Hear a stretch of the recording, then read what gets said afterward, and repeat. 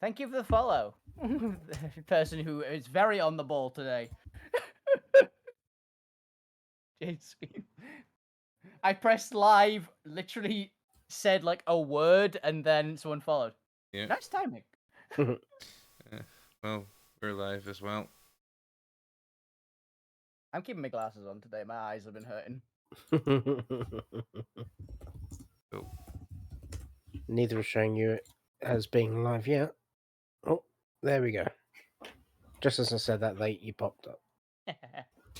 what about the other one? Is that one? Yeah, you're both showing as live now. Yeah. All right, let's should probably get started into this then, shan't we? Mm-hmm. All right, welcome back to Alterra, the Shattered Alt Sphere, for episode 4, The Tower of Death. Previously, our adventurers seeking some sort of refuge in this harsh reality they find themselves in have taken rooms with a very strange couple, a tight-skinned skeletal figure and his marionette doll, who it seems to have a strange fixation on feet and body parts, and has a metallic beholder companion or bodyguard. Having taken getting a long night's rest, the players are very heavily encouraged out of the tower, convinced that their ally and artificer companion Zormir is already waiting outside for them. However, when they do arrive outside, Zormir is nowhere to be found, and the doors have been closed behind them. It appears that Cross and Bones have nicked your artificer. We'll find out where Zormir wakes up in a little bit after the beginning of the session. And that's where we're going to start up today, with the party just down the valley from the Tower of Death, looking for Zormir, and quickly coming to realize that Zormir is not outside and that Cross and Bones has lied to you. Let's do a quick voice to name chat, and then we'll be ready for opening actions. Let's have a look here. Let's do it by order on Discord. Alvina. Not doing the 2x2. I am Wolfbane, and I am playing Alvina Alanor, everyone's favorite, extremely hungry, shit-talking, vampire-throwing barbarian. Beautiful. Dr. Zormir. Hi, I'm Bob. I'm playing Dr. Zormir, the person who's locked in the tower. The artificer shifter. Beautiful. Fuck you. Hi there, I'm Ben. I'm playing Fuck You, the annoying little goblin bard that doesn't seem to get hit. The immortal. Yeah, the immortal Fuck You. Beautiful. Lou Grimm. I'm Neil, playing Warlock Lou Grimm, who could be starting to do what he's been told by his nice little god. Totally not a god. Nightmares. And TR, who normally plays now Gwent, after losing Steve in a prior session, will not be with us this week. And as a consequence, Gwent has decided that she doesn't know Zormir well enough to risk her life inside the tower. And she'll be waiting for you if you get outside. Quite convenient, really. Mm-hmm. And I'm Chris McKenzie, and I will be your DM for today. Then let's get into it then. You guys are currently huddled and talking at the base of the tower in the valley leading up to the tower. Gwent having informed you that she's going to wait behind. Best of luck. Hope you don't all die. What would you like to do? Fair enough. Alvina's going to still keep doing stretches, like, well, so, what's the plan?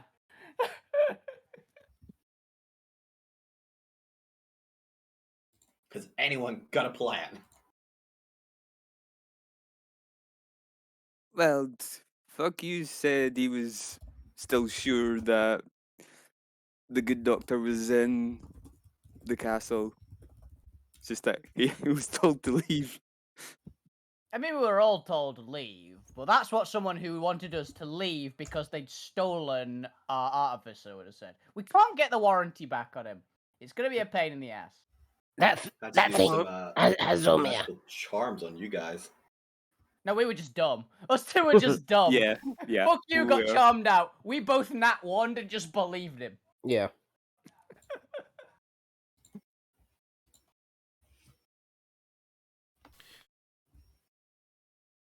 anyone got any plan? Or just kick in the door, mutilate the person, Fuck you, save the he's gonna- artificer? Fucky's gonna try to get back inside.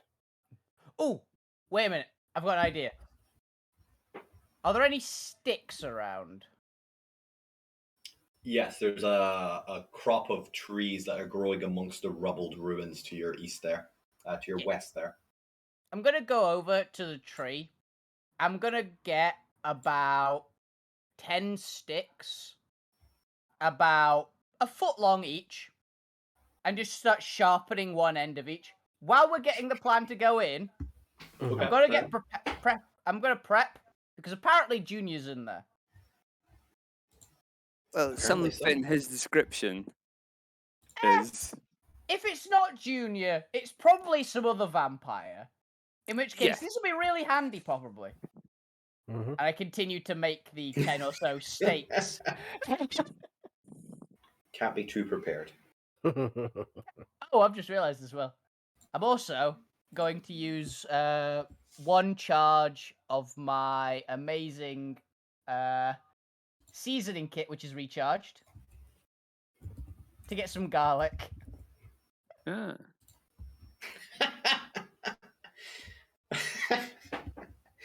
Oh, that came together nicely. See, Garlic. what you could also do is like, put the garlic on the steak. And eat it. No, 'cause when you steak any of the vampires, the garlic goes in as well. Oh, that was the plan. I thought you It's were a thinking I was twofer. making actual steaks for a second, though. Oh, no. Yeah. But rather than just have the steak go in the heart, you've got the garlic going in as well. Just to make Bob, sure. don't forget to change your scene.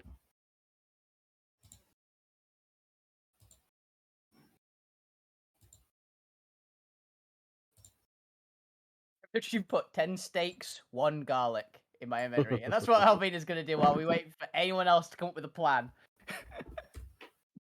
Well, fuck you was just gonna go back in. So Apologies to been watching the stream. I forgot to click it so you could see roll 20 again. God damn it. Have you also got some music playing? Apparently. I do. I have some Western music that I found. No ukuleles this week. No ukuleles. No, like 10 hours of the same, like 3 seconds of ukulele loop. Oh, you got music in my own background. One second. Let me actually put something in here. There we go. Now we'll just get straight into the metal. It won't influence my decisions to immediately murder you all, I'm sure. Yeah. All right, but so what is the plan? We're just heading straight up and trying to brute force our way back into the tower?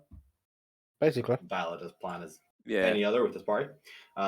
Okay, so let's switch over to the entrance map then. Cool. So you managed to make yourself way through the valley, ignoring the gates with mist swirling behind them. They might come into relevance at some point in the future, who knows? But you are able to get up to the tower with no interference, and you're seeing no sign of this metallic beholder. The tower stands before you, leaning and half buried into this mountainside of rubble. No additional entrances apparent from as you look up at it. There's no windows at the top levels or no open roofed surfaces or anything. It is a solid contained tower, with the only entrance appearing to be these large double doors at the front and the bottom. What would you like to do?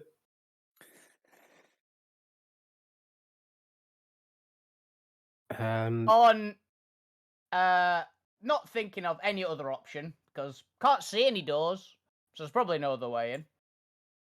Alvina walks up to the doors and tries to open them in the way that she tends to know, with a boot. All right, go ahead and give me a strength check. Let's see what happens as you boot in the door, or attempt to anyway. Nope. Bam! Sprains you- ankle. As you smack into the door, you find yourself suddenly jerked to a stop as your boot appears to be adhered to the door itself, stuck in place, as the door seems to almost wrap around it like some sort of flexible rubber. As above the door, a segment of the tower flips to reveal a circular trap door, and in its place, instead of the stone circular slab, is a large metal beholder eye that spirals around looking at everyone in front of the tower and then settles on Alvina. And echoing out almost from speakers inside the beholder. Welcome to the Tower of Death! Wait, didn't I already kick you out? What are you doing back? I told you, there's no artificer here, go away! Yeah, we don't believe you. We know he's in there. He's not in here. You can't prove it. Yes, I can. No, you can't. Yes, I can. No, you can't. Yes, I can. I feel like somebody needs to interrupt this, otherwise we're just gonna go back and forth. Let's incite him. I mean, if you'd like to incite if he's lying, go for it. Nah, I think he's telling the truth, guys. Is he? If Oh, once yeah, you don't you're believe very it. clearly lying. Even though last session, fuck you was pretty adamant that he's still there. He's now starting to change his mind. This guy is so pantomime. There's practically an audience member screaming at you. Of course he's still in there. Why are you even inside? I was going to see what I get. I'm getting that one again. I got a 9. Yeah, he's not in there. Well, look. Let me have a little conference with Cross, and we'll see if we can find him. Maybe he just got lost going to the bathroom. All right, just wait out there for how long does your species live for? Few hundred years. All right, just wait out there for a few hundred years, and I'll get right back to you. And Okay, as he can says this, Can you unstick my foot from your door?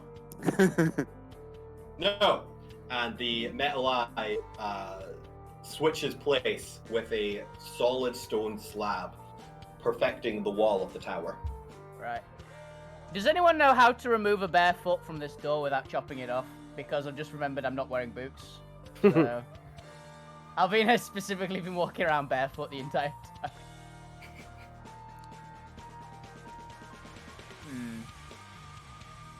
I've not got any way of dispelling it. I'm gonna try and just pull and see if the door comes away. Alright, go ahead and give me a strength check.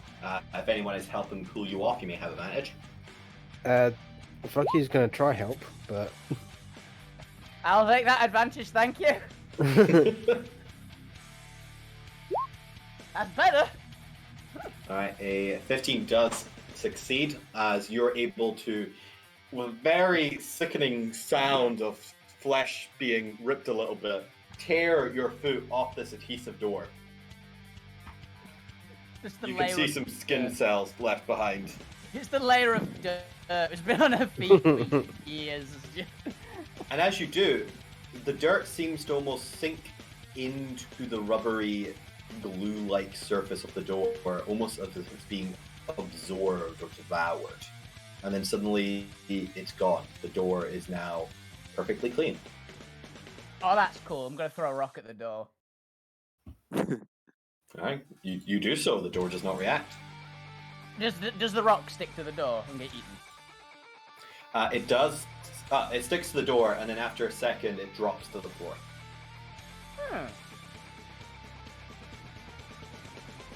The mimic realized it's been found out. This is your first challenge, getting through the door. I do the same to the wall next to the door. Throw a rock at it. It does Yeah. not stick to the wall. Right. It just immediately bounces off, stone on stone. Right, here we go. Is it like like blocks of stone, like held together with mortar? Have you got any experience with any sort of masonry in your character history? Probably. By any chance, are you a dwarf? Because I am the one chat. I am the opposite of a dwarf. But I basically Dwarfs go, out there. This is your one chance to make that history check against masonry. I mean, I could blow the door open. Or attempt it.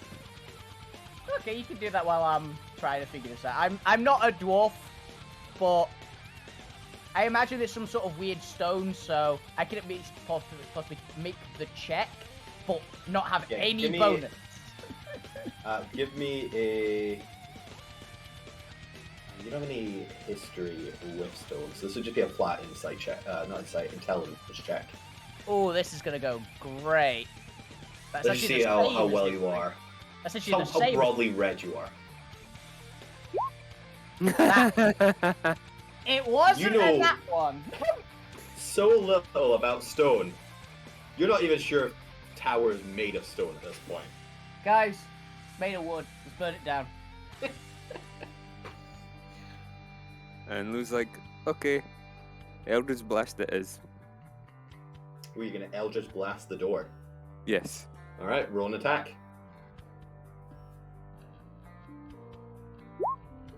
16? 16 does hit. Let's just put it here. I need you. You've already rolled for damage. 10 force damage. And as you do so, the center of the door reels away, revealing a snarling mouth. As you have angered the mimic door. I don't. Roll for Oh, initiative. Doesn't he have some more blasts he does with Eldritch? he does a bunch of blasts, yeah. Well, he gets the first shot off. Roll initiative and see if he gets high enough to continue his blast before the mimic inter attacks between his blasts. Wow. I'm about to get my character. That's it. Oh, Yay! wow. Wow! Jamie, you forgot to click Alvina before Yeah, you roll. yeah. Yeah. I'll click it again and re-add the. Look at 2 nat 20s Yeah. and 1 nat 1. And then my next roll was also a 1, by the way. Hilarious. Yep. Yeah, it's technically 2 nat ones. Yeah. Wow, today Okay. is going to be a very Extreme. polarizing day. Yep. Kick the session off with 2 nats and both ends Well, of the 4 scale. nats. Technically 4 nats, so. Yeah, 4 Yeah. natural. In a row. Yeah. Not just throughout the night. Let's have the eye occasionally make an appearance too. We've got a mouth, and we also need an eye. But let's see, that's everyone here. Fuck you actually, seeing the mimic react, get an attack off before Lou is able to finish his second Eldritch Blast. Mm-hmm. Okay, so. What did you do?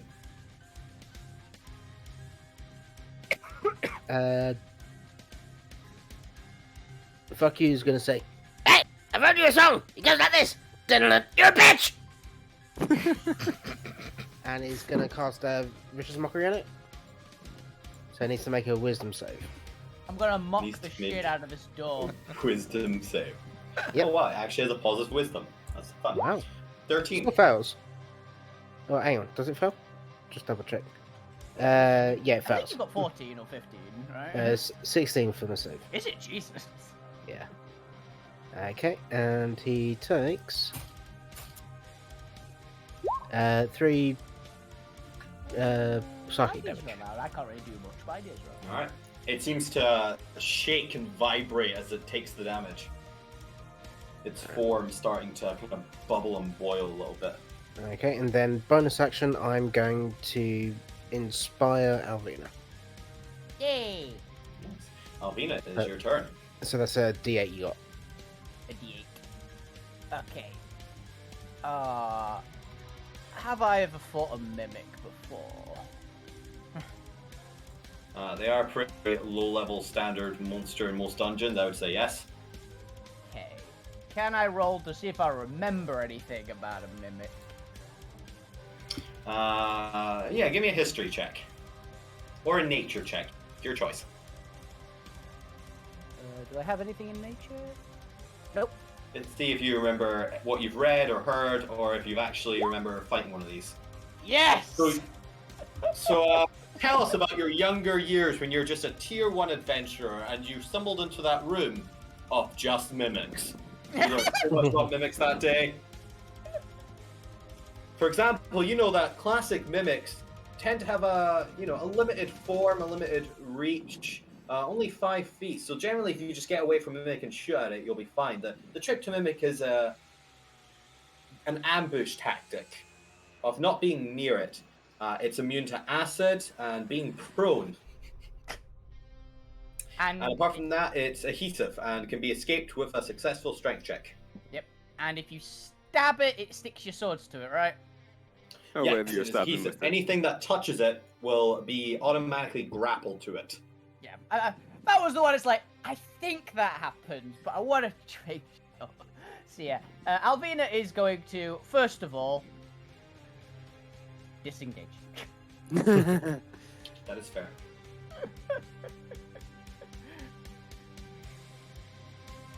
Alright, is that your turn? Anything else you can do in your turn? I'm going to just use my free item interaction, and I'm going to pull out and prepare another one of those. Do you remember in the first session in the tutorial where I made a bag of red arcanite dust that blew up that random slime? I'm going to do the same again. I'm just going to prepare that to throw it next to... That's fair. Then it is the Mimic Entrance's turn. And the Mimic Entrance's maw opens up. And suddenly, with a elongated whip-like tongue, a tongue of which you've never seen that Mimic possess before, it is going to shoot out towards Lou. Lou, okay. Why? Because you He shot it. He wasn't Because you shot it shooting. first. Me? Yep. Great, it's opened its For mouth. a 17 to hit. Yeah. Alright, let's have a look here. A 7 piercing damage as its tongue spikes at the end and pierces into your body, and you can feel it spiking out as it grapples you. As I need a strength saving throw as it pulls you towards it.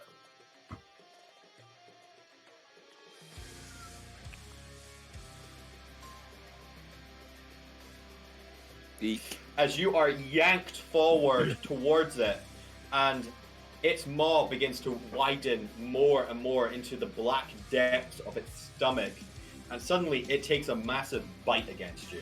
And as you are grappled, it will have advantage against you.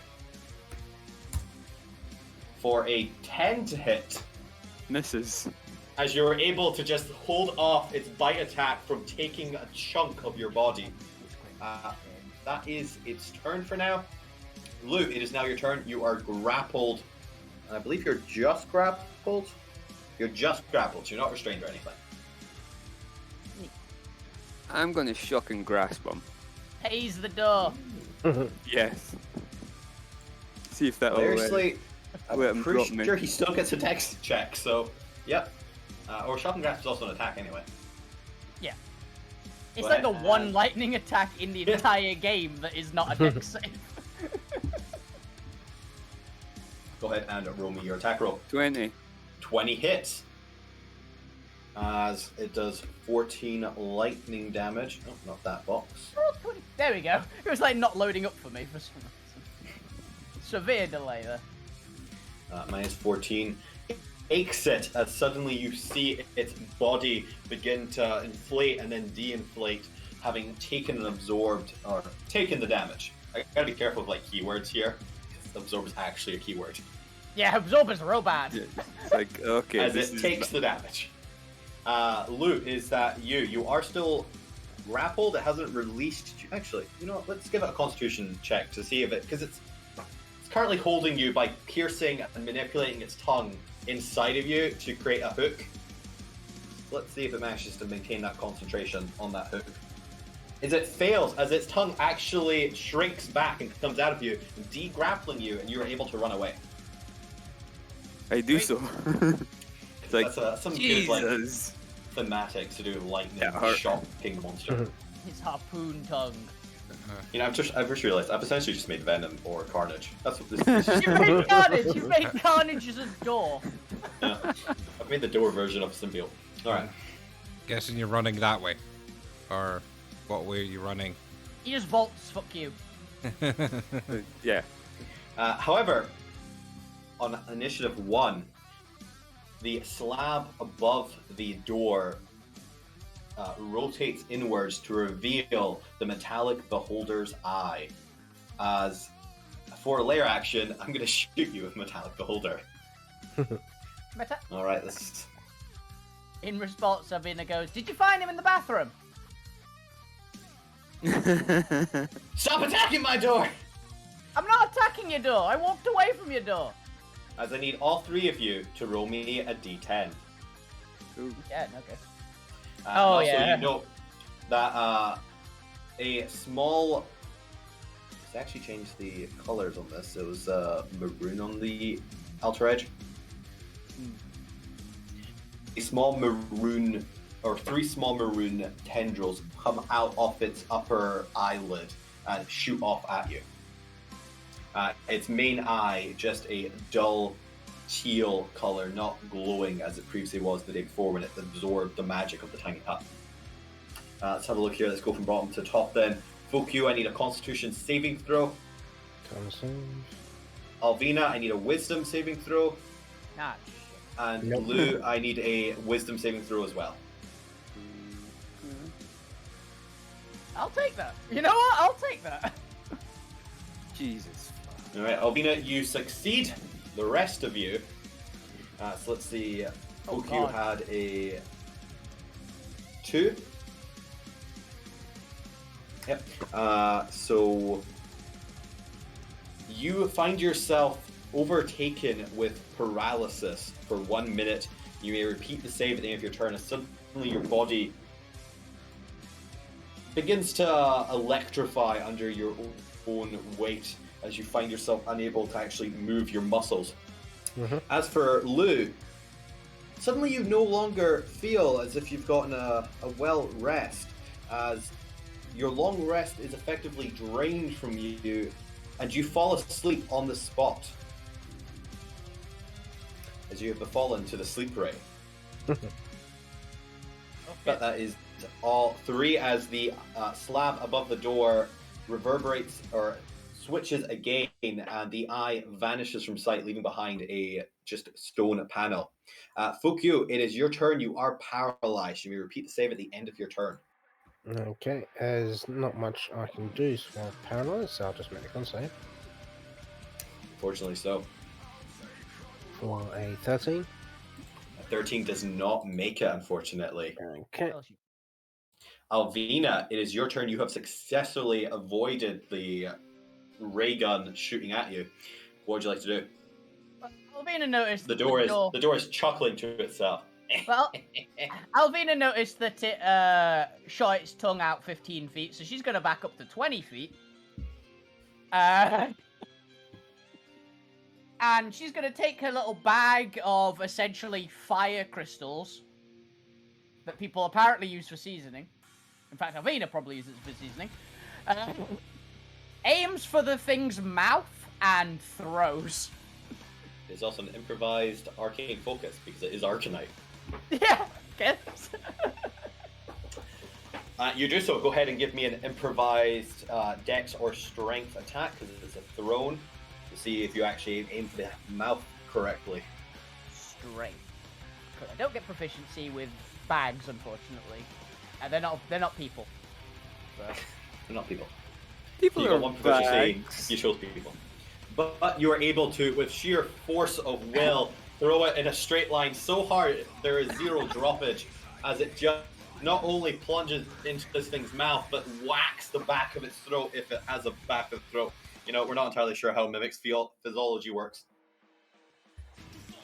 As, let's see, this is spicy, so this is definitely a physical effect. You just threw a massive heap of spice. It's got a Constitution save. What is a mimic Constitution? It's got +2. Fun.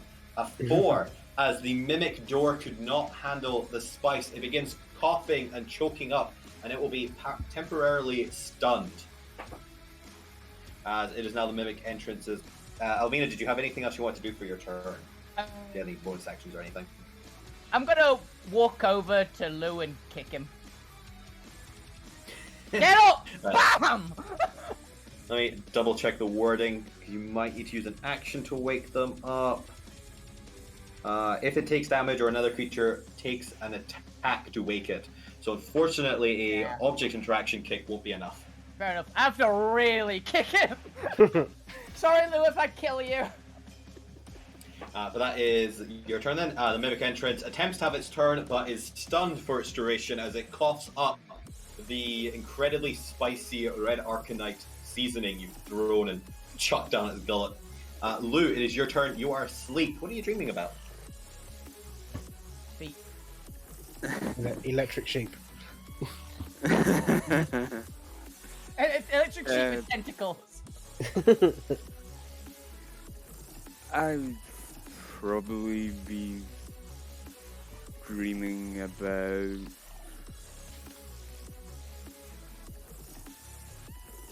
sort of planning on how to save my dear friend, the good doctor.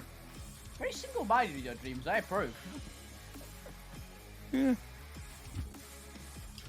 That's fair. Alright. I think 3 cheap. Alright. That is your turn then. It is now another lair action. As the eye returns and echoing out of it. See, you can't do anything. I told you, your friend's not here. Leave me alone, or Cross is gonna get really cross. Hey, tell Cross I said hi.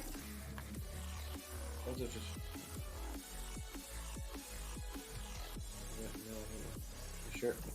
Cross says, "Die in a hole." Cross is not very friendly to say. She probably just woke up badly today. Anyway, go away! As the eye vanishes from sight. Fukyu, it is your turn. Give me a save at the end of your turn. Yep, let's do that then. You're looking for a DC Seven. 16. Ooh. Hey! As you make it, unfortunately it was at the end of your turn. Yep.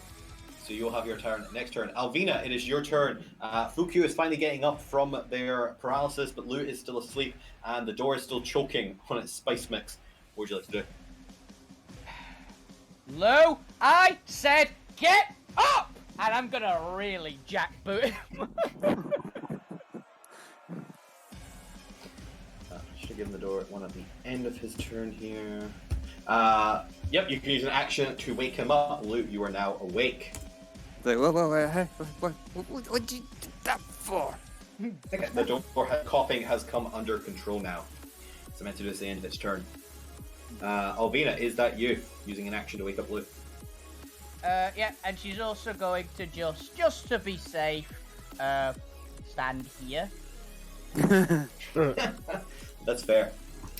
It is now the Mimic Entrance's turn, and he made his save at the end of his last turn to stop choking on this.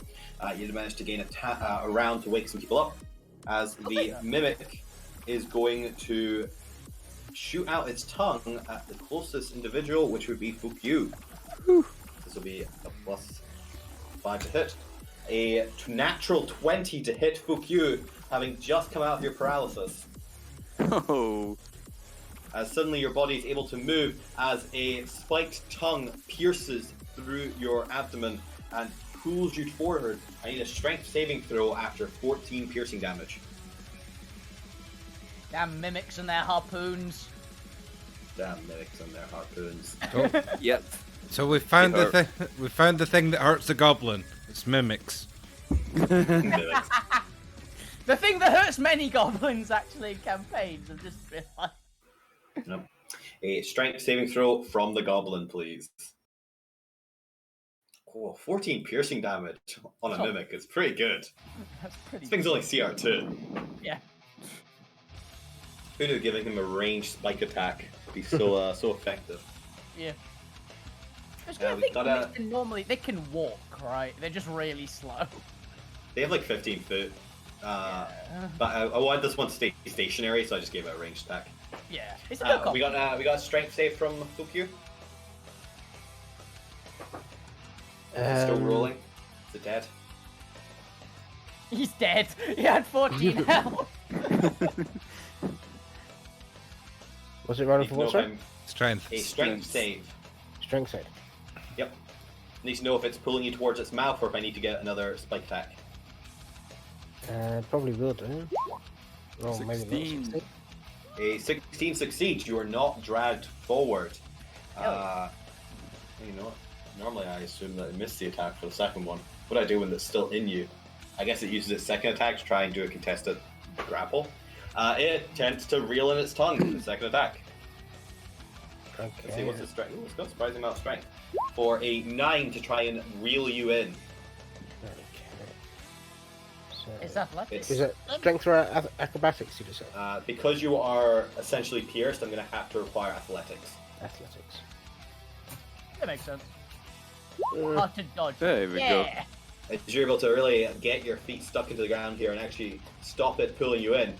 Hilariously, I think I found the flaw in the mimic. And now can't attack. Interesting. Maybe I'll just start pumping you full of poison or something. Lou, it is your turn. You are awake now, and the mimic's tongue appears to be preoccupied. What would you like to do?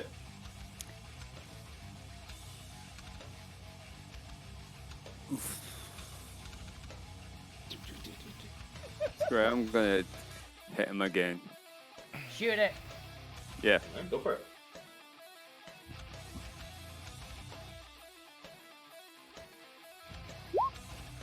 A 27. 27 hits, dealing 9 force damage as that bloodies the door.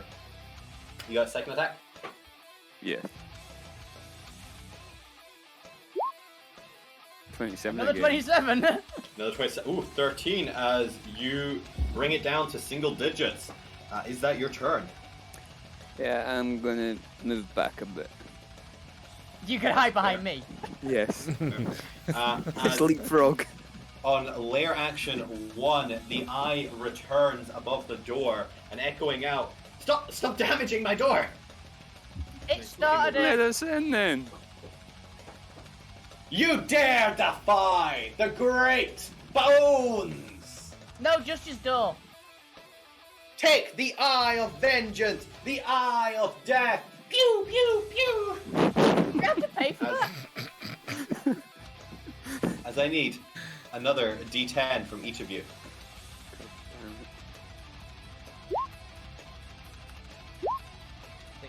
Oh. It's bad. I think 9 is probably Alvina. worse. I need a strength saving throw from Alvina. Okay. I need a dexterity saving throw from Lou. This is where I get the bad roll. Yeah, I knew it. And I need a dexterity saving throw from Fukyu as well. Damn it. Yeah. Oh no, it's Alright. Once again, one of Alvina us. failed, Lou failed, and Fukyu manages to duck out of the way, even though they're grappled by a tongue. Does grapple impose disadvantage on a dex save? I think it That does, just yes. No, it drops your speed. General grapple. I actually don't know. Yeah, I'm not sure. I could see an argument either way. he flicks the tongue up into the way. It doesn't say that. Oh, condition ends if the grappler is incapacitated. What is no? Speed comes zero and can't benefit Just from one any thing. bonus. Condition ends if an effect moves grapple creature from the reach. Blah blah. That's hurled away during. No, it's fine. It does not say No. that you've disadvantaged dex save. Yeah, because And normally some it'd be like conditions that do. yeah, normally it'd be like 2 people, so both of them are gonna try and dodge out of the way of the fireball. So I can totally see why it doesn't. Go, Alvina, for your failed strength check. Let's have a look here. It's going to telekinetically throw you. Ooh. Or lift you, actually, because it doesn't have to throw you. It is going to lift you 30 feet into the air. This is weird. Alright, as it is going to... It is restrained by the Ray's telekinetic grip until the start of its next turn or until it's incapacitated. Okay, so you are restrained 30 feet up into the air, watching down at your allies. Good luck, guys. You will be thingy until the start of its next turn, where I will drop you. But that was Alvina. Lou, you failed a roll on 8. Yes. As you begin turning to stone and are restrained, you need to repeat the save at the end of your next turn, or else you are petrified until you are freed by the Great Restoration spell and other magical effects. Well, you're dead. Yeah. Unless you just Alright. can save yourself. Yeah, I don't think we have anything like that. So. Yeah. So Alvina and Lou are restrained. Fuck you, you're the only one who managed to get out of the way, even though you are grappled and holding on to this, or involuntarily holding on to this tongue of this mimic. What would you like to do? Did I take any damage? Yeah. Oh, I'm so used to these being all or nothing. Or take. That's because most of them are all or nothing. You did not. I did not. Okay. You managed to avoid a disintegration ray. Oh, good. Ooh. I was about to say, fairly sure he said higher is worse, and if a 9's disintegration, what's 10? It's just probably like Second how ray. kill us on it. It could be. It could be. It We'll could be find finger out. of death. It could be finger of death. Death beam. Right. So let's. What would you like to do? Yeah.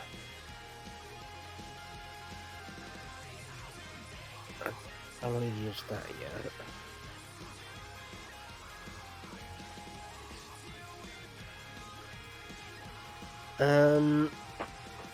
Store's looking pretty weak. Yeah, okay. I am going to...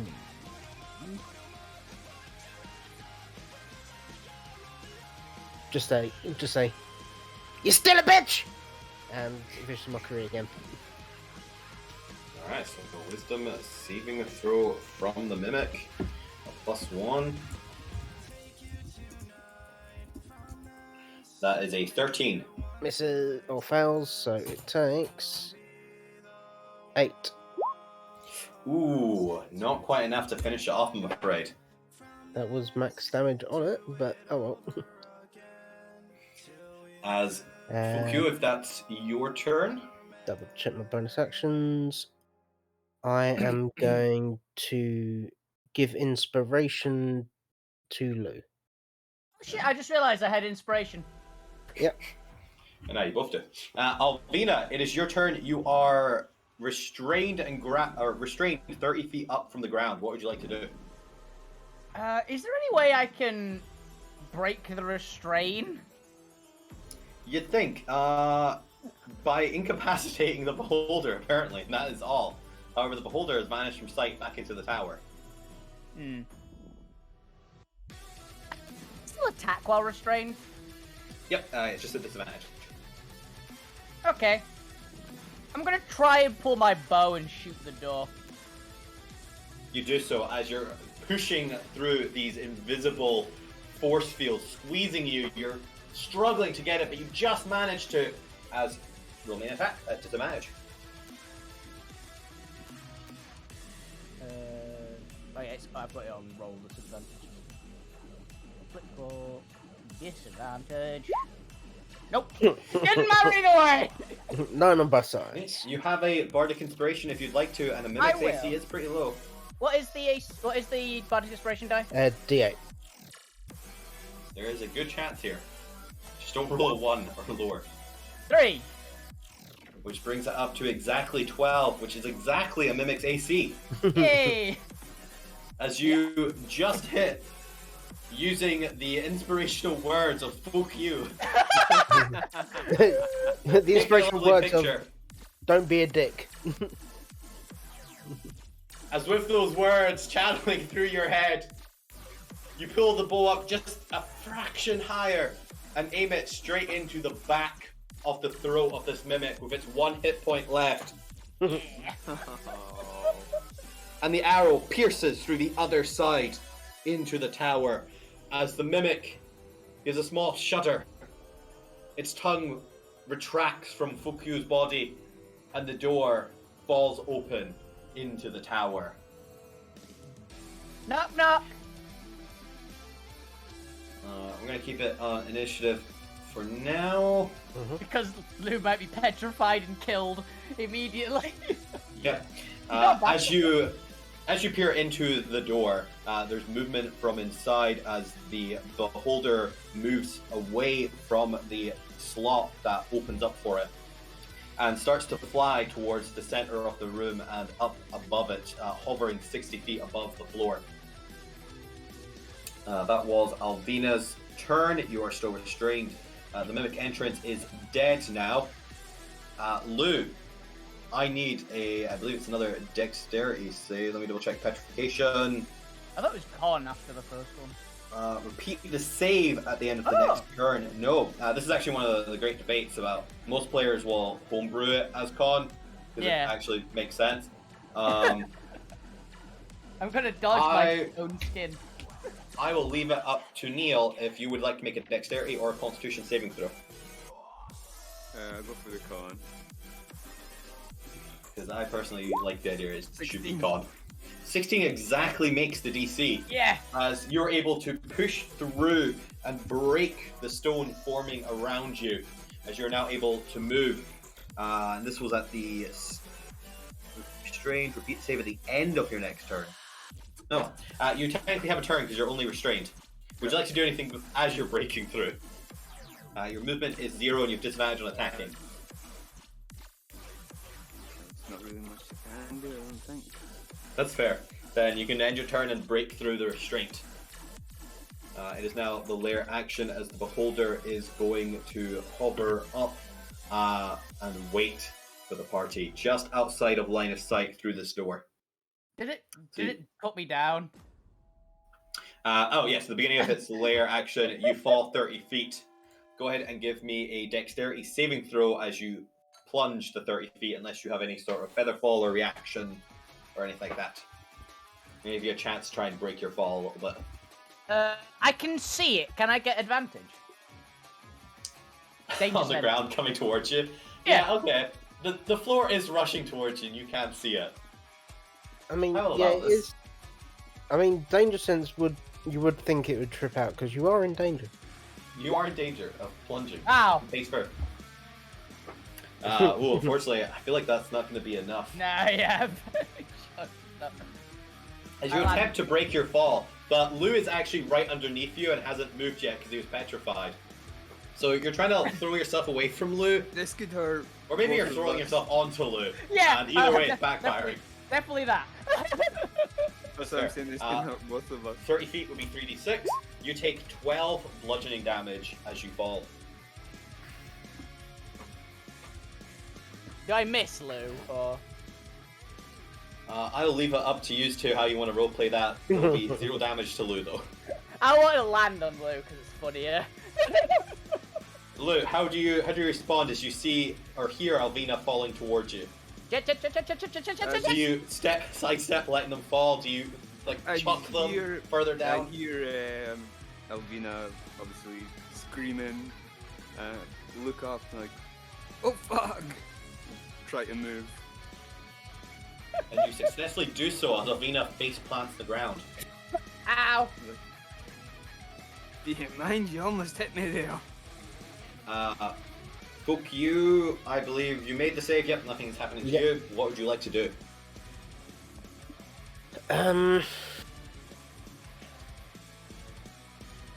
This metallic beholder appears to just be floating above the floor, waiting. Metallic beholder. Yeah, it's behind there it it was was, a metal construct. last time as well. Yeah, it's a construct. And it's 60 foot up, you said? Oh yeah, it's hovering. I'm concerned by those words.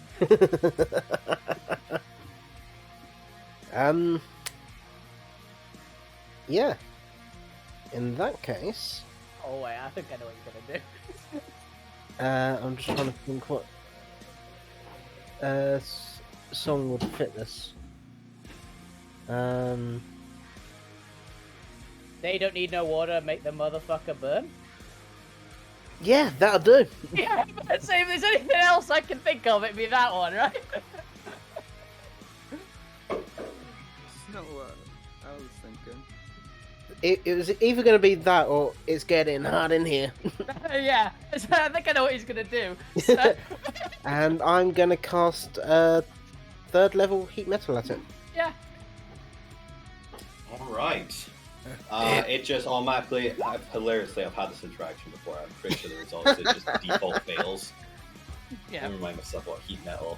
Hot in the tower tonight. Yeah. Heat metal, one of the best spells in Oh. situations like this in the entire game. Didn't mean to do the second roll. You double cast it because you're secretly a sorcerer. There you It's go, Chris. disadvantage on attack rolls and ability checks until the start of your next turn. It can't drop it because it's literally its body. And it doesn't. The Constitution says only for dropping it. Mhm. Yeah, it just typically takes it.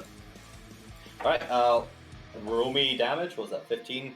So, no, it was the 13. 13. Oh, okay. There's one above it, right? Yeah. Let me check if I gave it anything against fire. I don't think oh, it depends on which form it's in. It defaultly does its adamantine form. It is not resistant to fire in that. Cool, so I take it. Alright. And it takes 13 fire damage.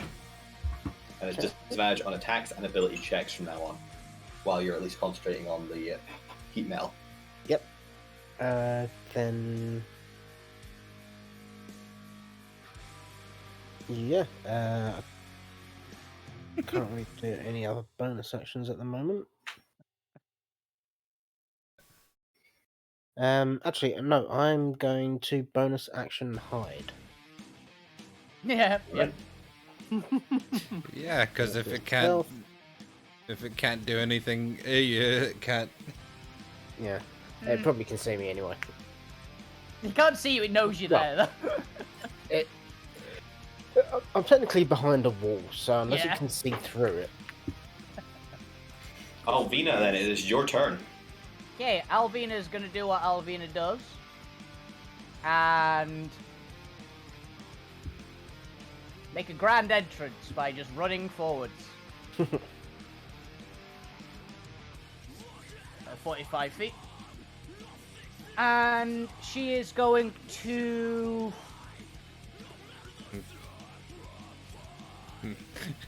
The good thing for you, Neil, is all you need's line of sight. Yeah. Lou would not have line of sight unless they got to the door. Yeah. Because it's 60 feet up.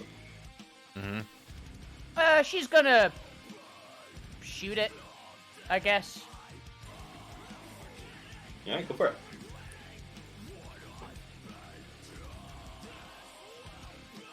Probably not. Now, is this a magical longbow? Nope. This is my normal longbow. Then it has resistance to slashing, piercing, and bludgeoning damage. It doesn't actually matter if it was magical. No, but it just is. Just resistance. Alright. But it's in its adamantine form with an AC. That does not hit. So that's just the one attack I'm looking at. Yeah. 16 does not hit. Okay, I'll shoot it again. At least keep it Yeah, nice. distracted. At least Yep. keep it distracted. Is that you? Hi Take away the Yeah. mimic entrance. there. Then Lou, it is your turn. You cannot currently see the beholder. What would you like to do? I'm gonna walk up to the door. Alright, that's fair. 10, 20, 30. You exactly have enough movement to get there. The door. Yep. You can now, as you peek your head in through the doorway, see the beholder 60 feet up. And I'll Eldritch Blast it. And then I pulled out my gun. For 26. 26 hits. It has nothing against force damage in this site, so it takes it. Or 13 force damage. Alright, go ahead and roll me a second attack. Ooh, Bam! nat 20. Unfortunately, with its adamantine form, It's fine, it got less damage than the original hit anyway. it'll just take the regular amount of damage. 7.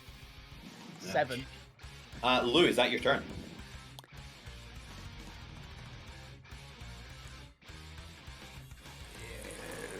Yeah. Alright then. Let's have a look. Is that an action? Pretty sure it is. Okay. Yeah. Fair. Then on its turn. Also, when does heat metal actually take effect? Is it Question. your turn? Oh, you can use a bonus action? Okay. Yeah, so you have to use a bonus action to do so. In that case, on its turn, the metallic beholder's large teal eye begins to open and begins to light up as you can see the magic from the heat metal spell spinning around it as it is going to use absorb mana. And it is going to absorb the energy of the heat metal spell, effectively dispelling it and absorbing the energy into itself as its eye begins to glow and pulse with magic. But that was its action to do so. Fuck you, it is your turn as you feel the magic drained from your very soul. You're no longer concentrating on heat metal. What would you like to do?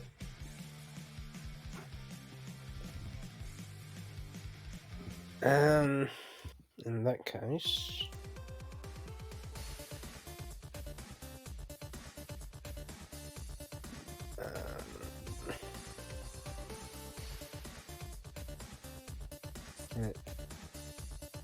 still 60 foot up. Is it still 60 foot up, or is it come? Yep.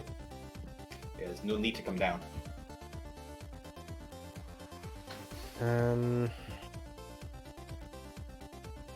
It's 120 foot range in its beams. I have an idea, but it's like a bit too high up for me to do it. In that case, I'm going to come into the room. Can you bring it down like 40 feet? I don't think I can do what I want to do for 60 I've foot. not got anything. Well, maybe. No. It's out of range of that.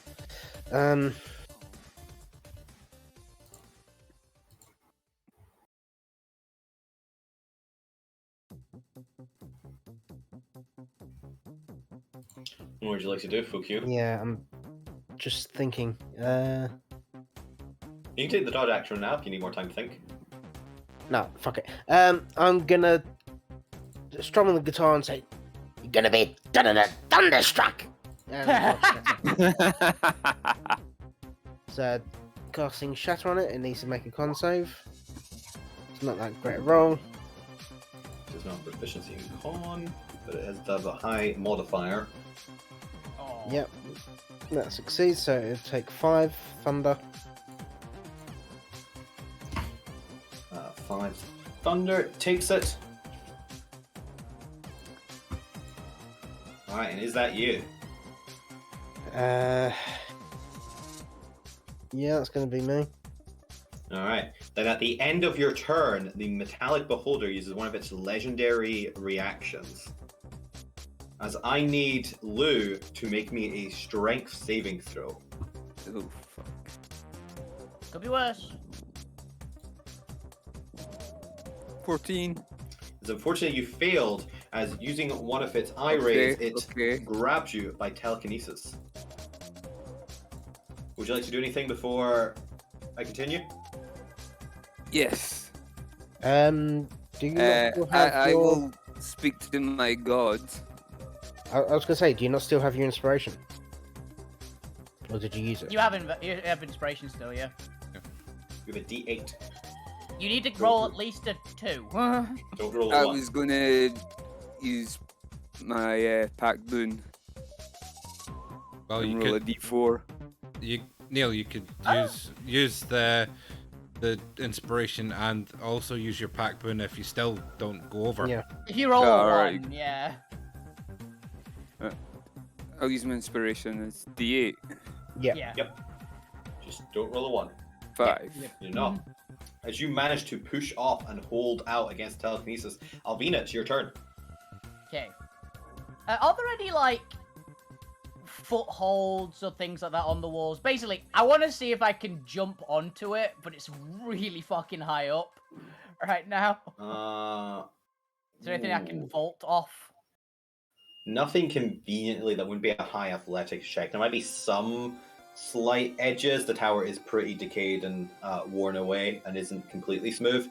But you see only the 4 doorway entrances and then maybe some very hard handholds on the walls. It'd be possible, but it would require a high athletics check. I'm fine with trying that, honestly. Then run to one of the walls and start climbing. Yeah, she's gonna get angry first. It is also slightly more centered, as you can see here, back towards the back of the tower. So, you honestly, if you want to try and leap that distance, you're probably better off going towards the north side of the tower and climbing it. Yeah. Can we make the electric check this turn, or is it next turn? That depends on when you get to the wall. Okay. What's your movement? 45. I can actually make it to the wall. Yeah, you can get there and start climbing this turn. Yep. So I'm gonna make the electric check next turn then. So I won't rage yet then. Then. She's gonna dash actually then up the wall. Yep, that makes sense. Go ahead and give me that athletics check to see how high you got. More importantly, if you're actually able to get off the ground. 24. Oh, easily. You practically make your own handholds. How much movement did it take to get there, and how much extra movement do you have? It takes me 40 to get there, so I've got 50 left with a dash. You will still have the penalty for climbing, so half of that, so 25 then up you can get. Yep. As you climb 25 up. Alright, at the end of your turn, let's have a look here. The metallic beholder, analyzing what you're doing here, is actually going to attempt to tear you off the wall with a strength save. Okay. 17. 17 succeeds, as it is unable to tear you out of the wall. You can't get a wood elf that's climbing up things. Blue, it is now your turn. Like very aggressive squirrels. I am going to bonus action first and then an action. You can do either. You can go either order. Depends on what your bonus action's doing for you. If you're gonna hex it, then yes. Yeah, always hex it first. Yeah. I'm going to cast Hex. And shoot it.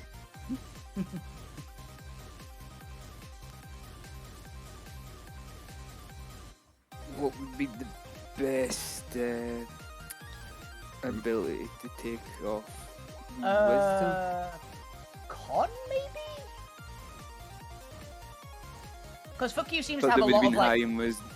It depends on what fuck you's got really, because like what spells he'd like to use. It could be. There's a few things it could be. Like strength ain't a bad one. Deal extra 4 necrotic damage if you hit it.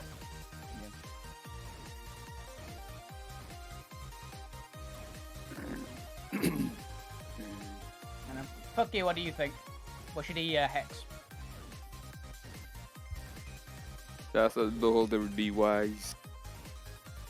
Maybe, Well, yeah, but that's it's, only affects ability checks, right? I think it's same as well, isn't it? Uh, Oh, actually, do strength because I'm gonna hopefully grapple it.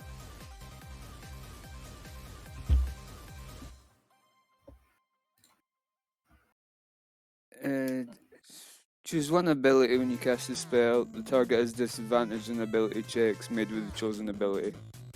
Yeah, it's just check, so just strength. There's nothing else really. It doesn't concentrate on anything. Yeah, do strength because I'm gonna hopefully grapple it, or I'm assuming it's gonna end up being grappled from that, from what I'm trying to do, or I'm gonna plummet to my death. Strength possibly. is. All right, go ahead and do your action then. Fuck off.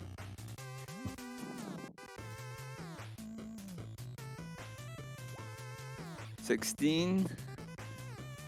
16 does not hit, unfortunately. Damn it.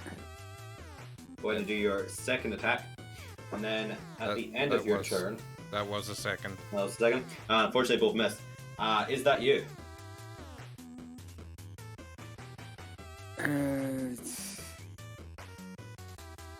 Move over a bit. Yeah, he got movement. You can get in the door just in case they do anything that does that, or you can get outside in case something like blows the room up.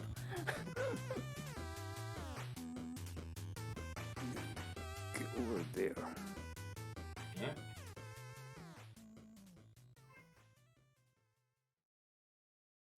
All right. Well, if that's you. Yeah. At the end of your turn, Albina, I need another strength save as it tries to telekinesis you. Stop trying to get me off the wall. Oof. Oh. Would you like to do anything before I announce the results? I don't think I have something for that one. Are you raging? No, because I didn't No. rage. Decided against it. Yeah, so I could get up the wall further and bits and bobs.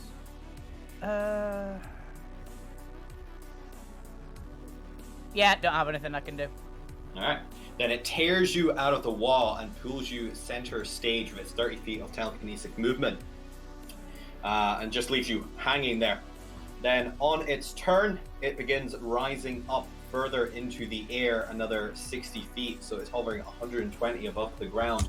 And it turns to orient its eye down at the ground. As suddenly its eye begins pulsing with more magic. And you can see it draining more mana from around the tower into it as these flows of energy whip through the walls and the cracks, finding any gap in the porous masonry to reach the metallic beholder. And as it does so, it shoots a massive teal ray at the floor as a concussive wave implodes.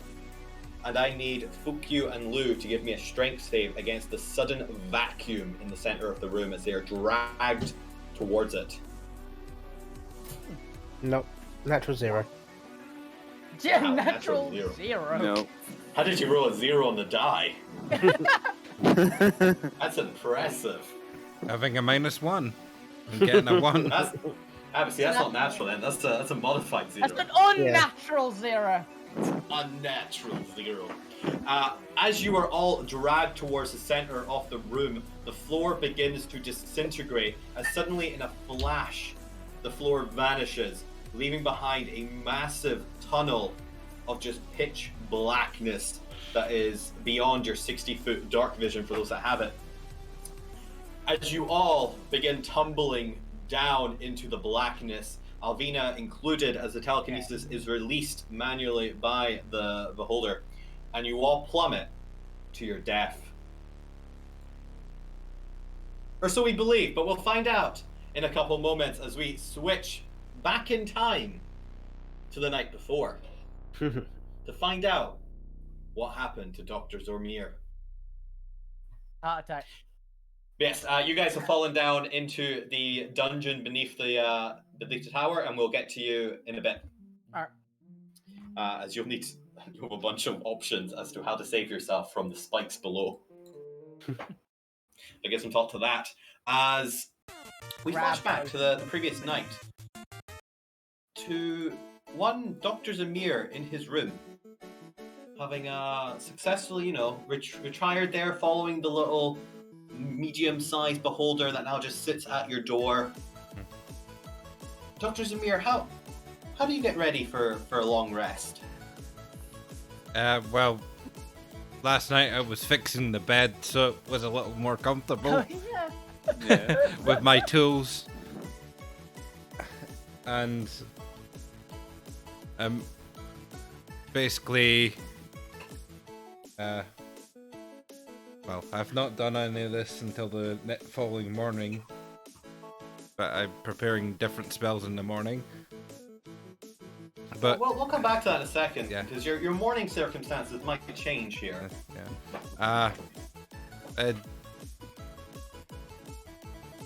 I basically have the gun sitting next to me, and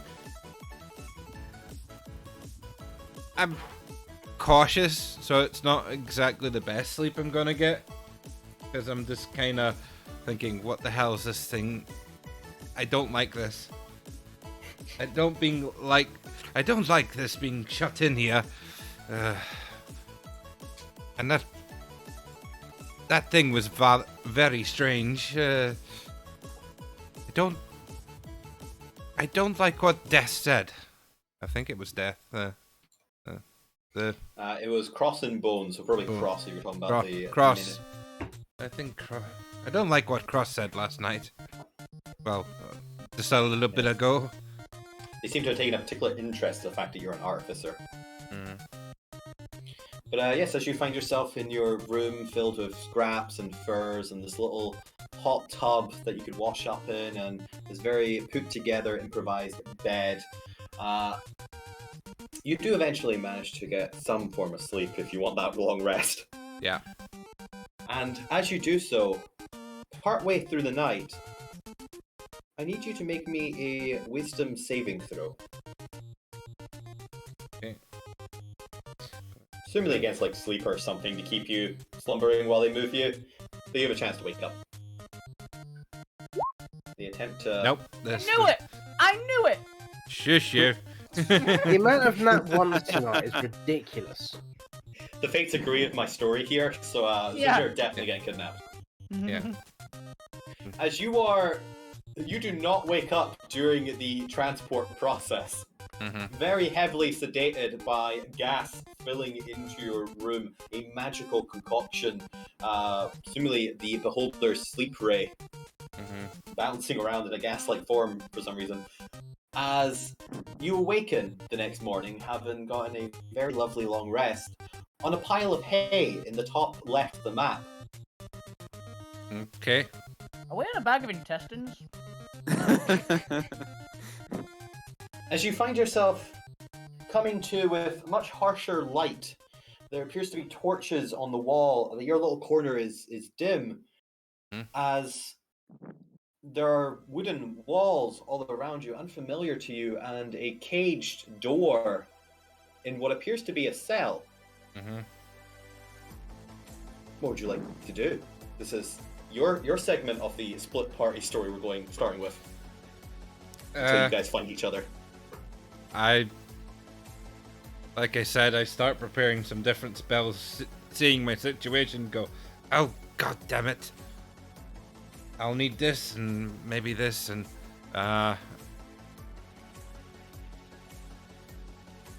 Awesome. And do you need anything to prepare your spells? It's armor. Doesn't Oh. your armor count as your focus? Yeah, but you don't need anything like a spellbook or anything like that for an artificer. You can just prepare the spells. yeah. It is because your armor counts as your Focus, yeah. focus, Yeah. doesn't it? If you've still got your armor, you're good. Yeah, That's they a good can't. question. Did you wear your armor while you were sleeping? Yes, because he was paranoid of this place. He wasn't sure about this place, so he didn't doff his armor at all. And what kind of armor do you wear? I am wearing currently right now. Let me see. I am Mithril, mithril plate, it's cushioned plate. which cannot be removed because I am the specific one that can Yeah. wear it, unless I actually doff it or you kill me. Because it's basically power armor. Interesting. You don't get level of exhaustion, but if you had exhaustion, you don't recover it. It's Wait. really weird and cool because armor is awesome, but very complicated. I didn't have any exhaustion. Yeah. No, you got a good night's rest. You got uncomfortable, but not terrible, right? Sleep. Yeah. Okay, so you only regain a quarter of your spent hit die. Sleeping with light armor has no inverse. Okay, I only care about the heavy one. Yeah, so you just don't get your exhaustion back, and you only get a quarter of your hit die back. So do you remember if you'd spent any hit die previously? / did you reclaim all of them? Because you get less hit die if you want to sleep in your armor. So here's your choice. I didn't spend any hit die because I don't think we took any short rests. I think you had one. Yeah, you had one after you'd first arrived because you were unconscious for a couple hours. It didn't matter for us because we had max health reduced. So, Yeah. you probably I can didn't have... imagine you probably didn't. Thank you. That's fine. Because I remember there were side effects, but I assumed they were slightly more adverse than this. Huh. They toned them down in 5e. In every other edition, they've been a lot worse, but 5e they made them. This isn't too bad. Start to feel sorry. Pretty Yeah, much. that's all I needed to know is that was your choice. You could sleep in your armor, which is entirely reasonable given the creepy nature of this tower. Yeah. Then, yeah, you still have your armor, and nothing prevents you from doing any of your morning rituals. As you do so, are you mumbling to yourself? Are you calling out? Is there a reason for me to bring in your cellmate who might overhear you? Gotta get some roleplay going. I would be a bit sort of thinking out loud a bit with, well, if I use this spell, then maybe no that yet. And just hit the bar because I'm this frustrated on the situation. I knew I shouldn't have stayed here. Just swearing and calling out about your severe hatred of vampires. In every language he knows. As you do so, 2 cells down from you, a voice perked up. But by my father, is somebody there? Oh fuck no. No, you're hearing things. Zormir. Hello? Hello, can you hear me? If Yes. you're a simpleton, say hi. I hear you, and I'm going to shoot you if I get near you. You Where? What do you absolute. say? That attitude seems to have come out of nowhere. We've only just met each other. I know you, you dick. Fuck you, Junior. You can't know me. I've only been here for a couple hours. But You- no, I think there has actually been a night, hasn't it? It's hard to Yeah, tell it's- down here. Shout out his name. Junior, I still am after you after killing my mentor. If you don't think that I recognize your dumb-ass voice, just you wait until I get to you. You still have your revolver on you. Just shoot him. But you can't actually see him. There are wooden walls in between your cells. There's only the cage doors looking out into the room. That's only wood. You've got a gun. Yes. It is only wood. I have an antimatter rifle. Which matters. It might matter. Was your antimatter rifle connected to your armor, or could that be like across the room in a pile of your stuff? That's why I assumed the Yeah. pistol, the antimatter rifle, a bit much. Yeah, the It's antimatter like rifle. Robocop. Yeah, they would have saw the antimatter rifle sitting next to me because I was sleeping with the gun sort of ready for. You had it aimed at the door. I was not sleeping. Easy. Easy. So them forcibly making me sleep. Yes, that gun will be gone. All right, I'm gonna make this somewhat of a challenge for you to get out. It is a breakout scene. Yeah. So anything that can have been removed from you is going to be in that little red X on the table or in the broken table across the room from you. Yeah. That's what Gotta power, earn your freedom. that's what power fists are for, isn't it? Really? Yep. So, We're Yeah, you want turning to into smite your Saw fist, that's here. fine. so Well, come on now. We've not gone to any of the traps or anything yet. It's not quite so. Oh, It's just your simple jailbreak. I'm sure by the pit of spikes we're about to land in that we're about to meet some of the traps in this Yeah, no, you guys are going to find the traps first. okay, so But calling out to you in what would be one of his secondary languages? There's no like undead language. Let's go. What's the Underdark language? That'd probably be a decent one. I speak deep speech. Underdark. It's actually called Underspeak. Yeah, that one. I speak deep speech in Something like celestial. Calling out to you in an underspeech. Do you recognize underspeech? I speak deep speech in celestial, as well as common. Unfortunately, that's not underspeech. Undercommon, that's So, what it no. is. Undercommon. Undercommon, that's it. I knew Yeah. that underspeech didn't sound right. Underspeak. I did say undercommon. Did you? Not here. Yeah. Calling out an undercommon, kind of switching between that and a broken form of common. Yes, yeah, no, speak common. Not reckons it Clearly common. with a very bad Duragard accent. I'm gonna send my little amber homunculus out across to the room, and I may need my stuff. Can you go collect that for me? Or it would actually be across. Or it would. In the pile of stuff. Yeah, Yeah. we'd be in the pile. You're like, come over here, give me my gun. Alright, homunculus, wake up. Give me my stuff. Bring me my stuff. He does so. He just boots up, grabs your stuff, jumps off the broken table, and starts waddling over to you with it. You're supposed to go, hey, Well- homunculus. It flies over. It is not walking on the floor. Keep forgetting it flies. Because the floor is lava. The floor is trapped. Quite possible. It does so as it starts handing you stuff through the bars in the cage. Yep. What's in the I assume you have nothing that seems unreasonable to fit through a bar in a cage. Yeah. Imagine your standard jail door. I'll let you decide what can and cannot fit. I've got an antimatter rifle, a multi-purpose tool, hand axes, javelins, revolver, thieves' Fine, I don't need a tools. list. I just need you to decide and do the roleplay. Is it Send them the anything? entire inventory.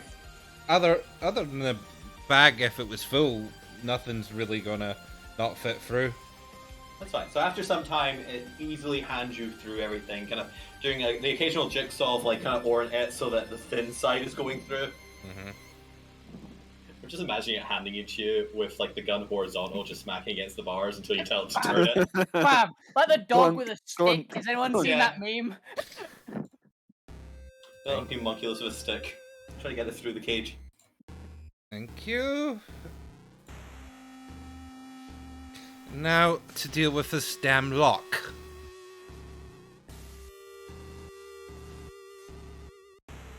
Sorry, I was waiting for some instructions about how you were going to deal with it. Because I've got proficiency with thieves' tools, and I've got a multi-purpose tool. Oh, okay. Multi-purpose You're tool. gonna shoot it. Yeah, I was just assuming you were going to shoot it. I was going to have to figure out if it had any magical protections or not. Go ahead and give me a lockpicking check if you're lockpicking it. Yep. What was that? Just sleight of hand with. It's a thief. Do you have proficiency in sleight of hand? I've got proficiency in thieves' tools. That's fine. Proficiency in sleight of hand would have given you advantage. Then just a dexterity check with proficiency. Right. It's the job of every cop to know how to get out of his own nick, according to Vime. So. 15. Does that add my proficiency as well? If it's thieves' tools, it's just a thieves' tools check, which is proficiency. So that would be. Is the sleight of hand already adding proficiency? No, it's just adding. No. It's an 18. Then 18. 19. Sounds. Ooh, 19. 19. Because it's Oh, yeah, a with plus- plus one tool. Oh, nice. nice. Magical. Then with your magical thief skills, they're resistant against breaking. Yeah. Much more durable. Then yeah, you are more than able with a 19 to unlock that as suddenly the cage swings open, allowing you access to the rest of this, what it seems to be storage area / jail cell. Well, There is a broken table with stuff, a horse mannequin just standing at the side of the room. Nobody's asked about the horse. I did. I asked, is that actually a horse? It is a horse mannequin. Okay. Mm. It's like, why have they just got a horse? Also, did Junior not like his lunch? Who knows? I am basically going.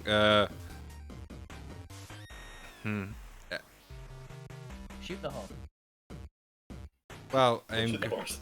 gonna cautiously walk up to Junior's door and sort You of. see him standing there calmly.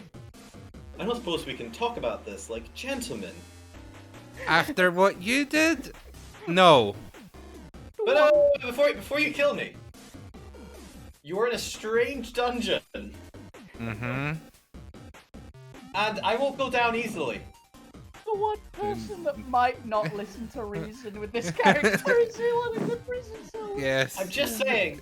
Also, we don't know what happens if you kill me here. Traditionally, I would return to my crypt. So if anything, you might actually just set me free if you kill me. We're in another dimension. Well, how does that work? His crypt isn't enough to play. It either teleports him back or he just dies. He has no idea, but it's the best gamble he's got. I'm just saying, I could help you get out of here. You know, just temporary truce. Once we're both out, we can kill each other freely. Like civil people. Like Like civil people, and- we could do stakes at dawn. Insight check. to- Yes, stakes at dawn. No, he's lying. He's No. a vampire. It's not to see if he's lying. It's an insight to check to see how nervous he is. Ah, Give me an insight check. He Not seems very. pretty cool as a cucumber. He seems to be in charge. He's convinced that you can't kill him. put it to the test. Shoot him.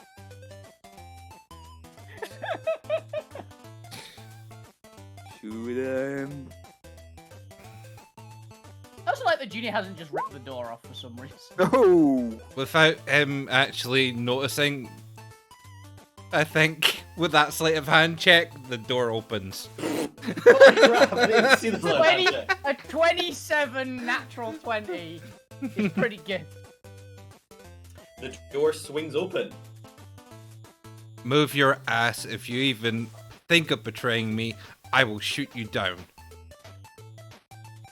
Yes, certainly. And as we've already met, you know, I already know your name, but do you have a preferred nickname I should call you now that we are temporarily friends? How about you just call me your jailer?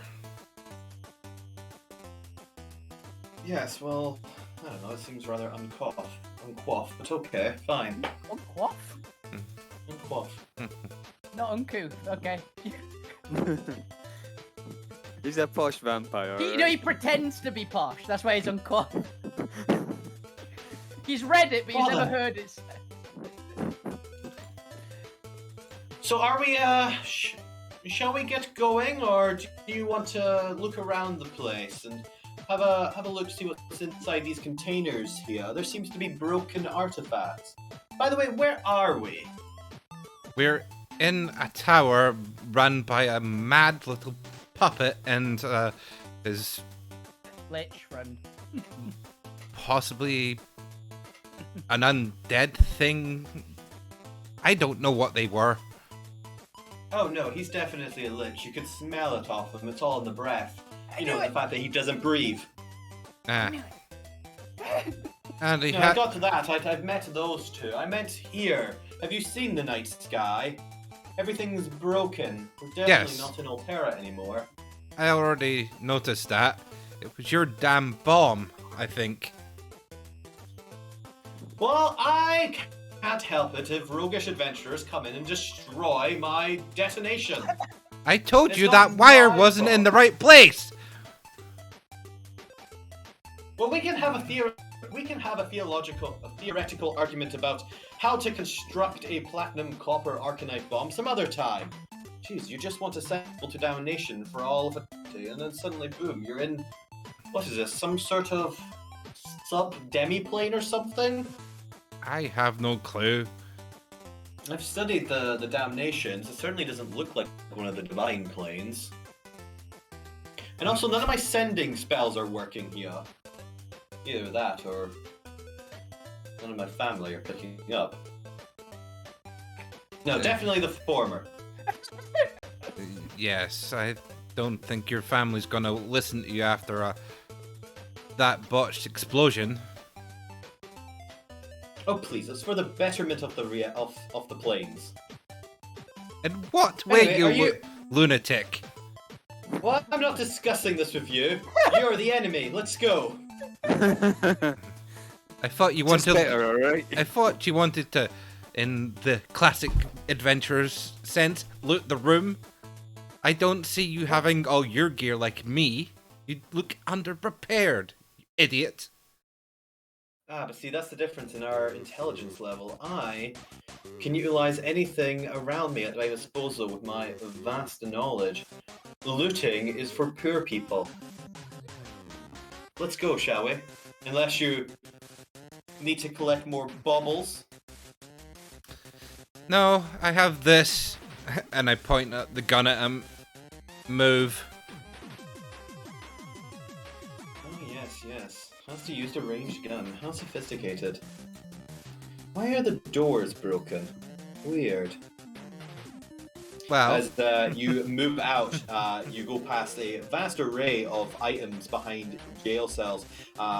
Large vats and chests and more crates with those strange symbols you've previously seen of the various factions. It seems like this is a collection of raw materials and other salvage that has yet to either be sorted or has already been sorted. It's hard to tell, given you don't recognize most of it. Yeah. Oh yeah, I'm not sure who killed us. Yeah. It's just dark. You can see, I can't. But I can see because of dark vision.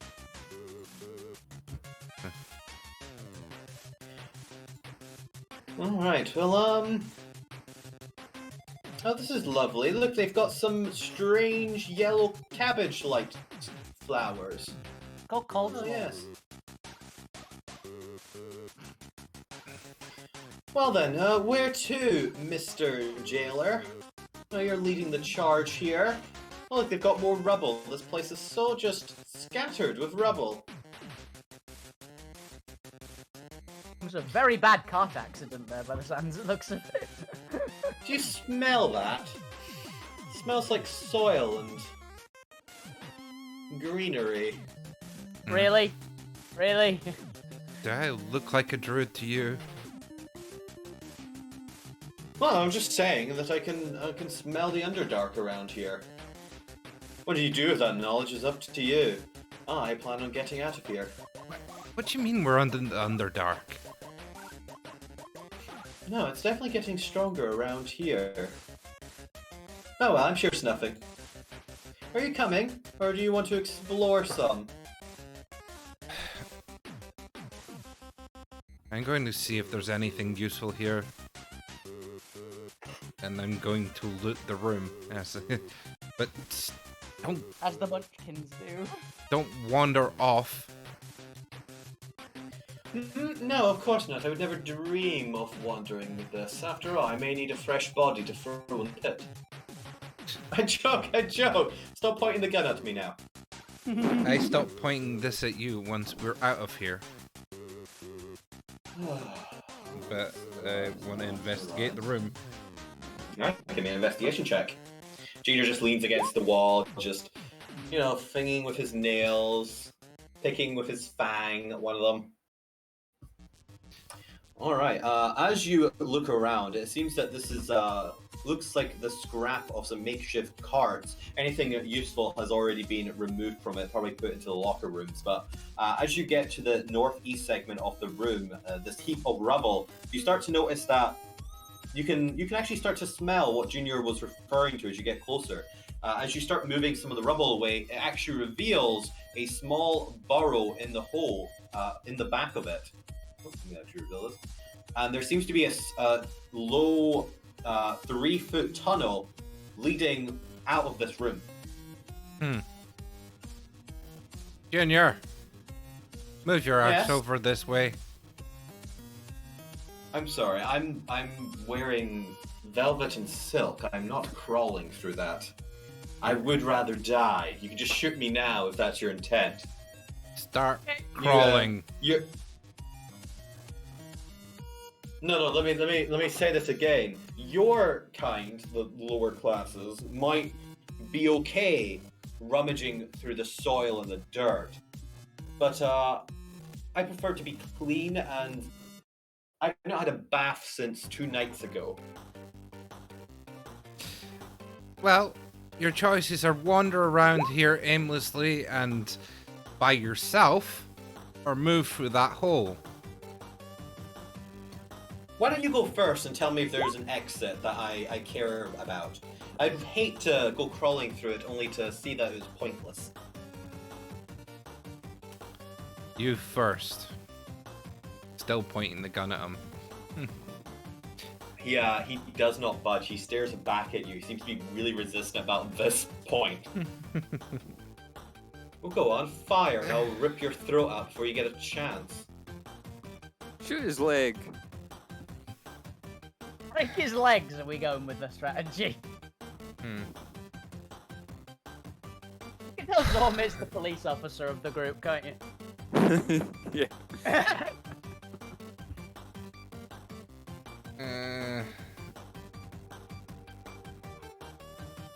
Oh, if you're worried about your being rummaging in the dirt, then I'm gonna cast that on him. Enlarge A reduced. Constitution save? But see, I cast a con save at him. I cast enlarge reduced on him. Large reduce on him. What is his Constitution saving throw? Pretty good as a vampire, right? It's got +4. He fails. Oh! And he shrinks down to half his size. Unfortunately, I don't have the grid in such a way that I can actually do that. Yeah. So I'm just gonna put. It was more for the theater of the mind for that. Small vampire.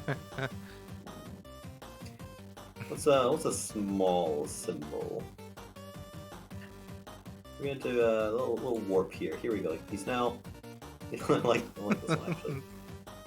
Ah! As suddenly Junior begins shrinking down to a small size version of himself as he looks up at you in a slightly higher pitched voice. Hey, what? This is rather uncivilized. You don't just shrink somebody without their permission. Well, now you can't worry about getting dirty if you can walk through the damn tunnel. Now move. Alright, fine. But if there's no exit through here, I'm going to bite you. You'll try. And I'll succeed, scoundrel. Just stick close.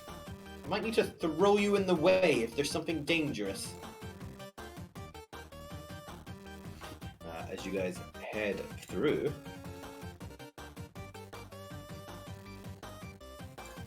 you come out into a massive, or a reasonably sized cavern, still quite low down, only 4 to 5 foot high in some places, of a tangled mess of vines and branches and this bubbling orange and white mushroom grove. And strewn throughout the vines, you see are bones of various creatures. What would you like to do? Alvina's been here. Do you recognize any of this? Give me 2 seconds. That's right. Then we'll take this opportunity then to switch back to the other party. as after all, Zormir had a slight sleep in, and now we can actually get back to alternating views. As we return back to the other party as they plunge through the darkness, as below you you can see some lights begin to materialize, and as soon as you are within range of vision, you can see just a web of spikes beneath you. What would the party like to do? You've had a couple seconds falling to think about it. This dungeon appears to be quite deep underneath the tower. So as soon as the light appears, I can see everything in there. Otherwise, we're really fucked because it's over a mile down. Yes. So do I see those things around the edges? The gargoyle heads inside the walls. Oh, the gargoyle heads, so they're made of rock. Or they look like they're made of rock, at least. Yes, they are shooting out flames periodically. Ah, so I'm not going to land on one of those. No, currently you are aiming for this massive pile of spikes in the center of the room. Okay, Alvina's going to try and throw her weight to the side of one of the walls. Take both her swords out and just try and slow her descent with the two magic swords, just stabbed into the wall.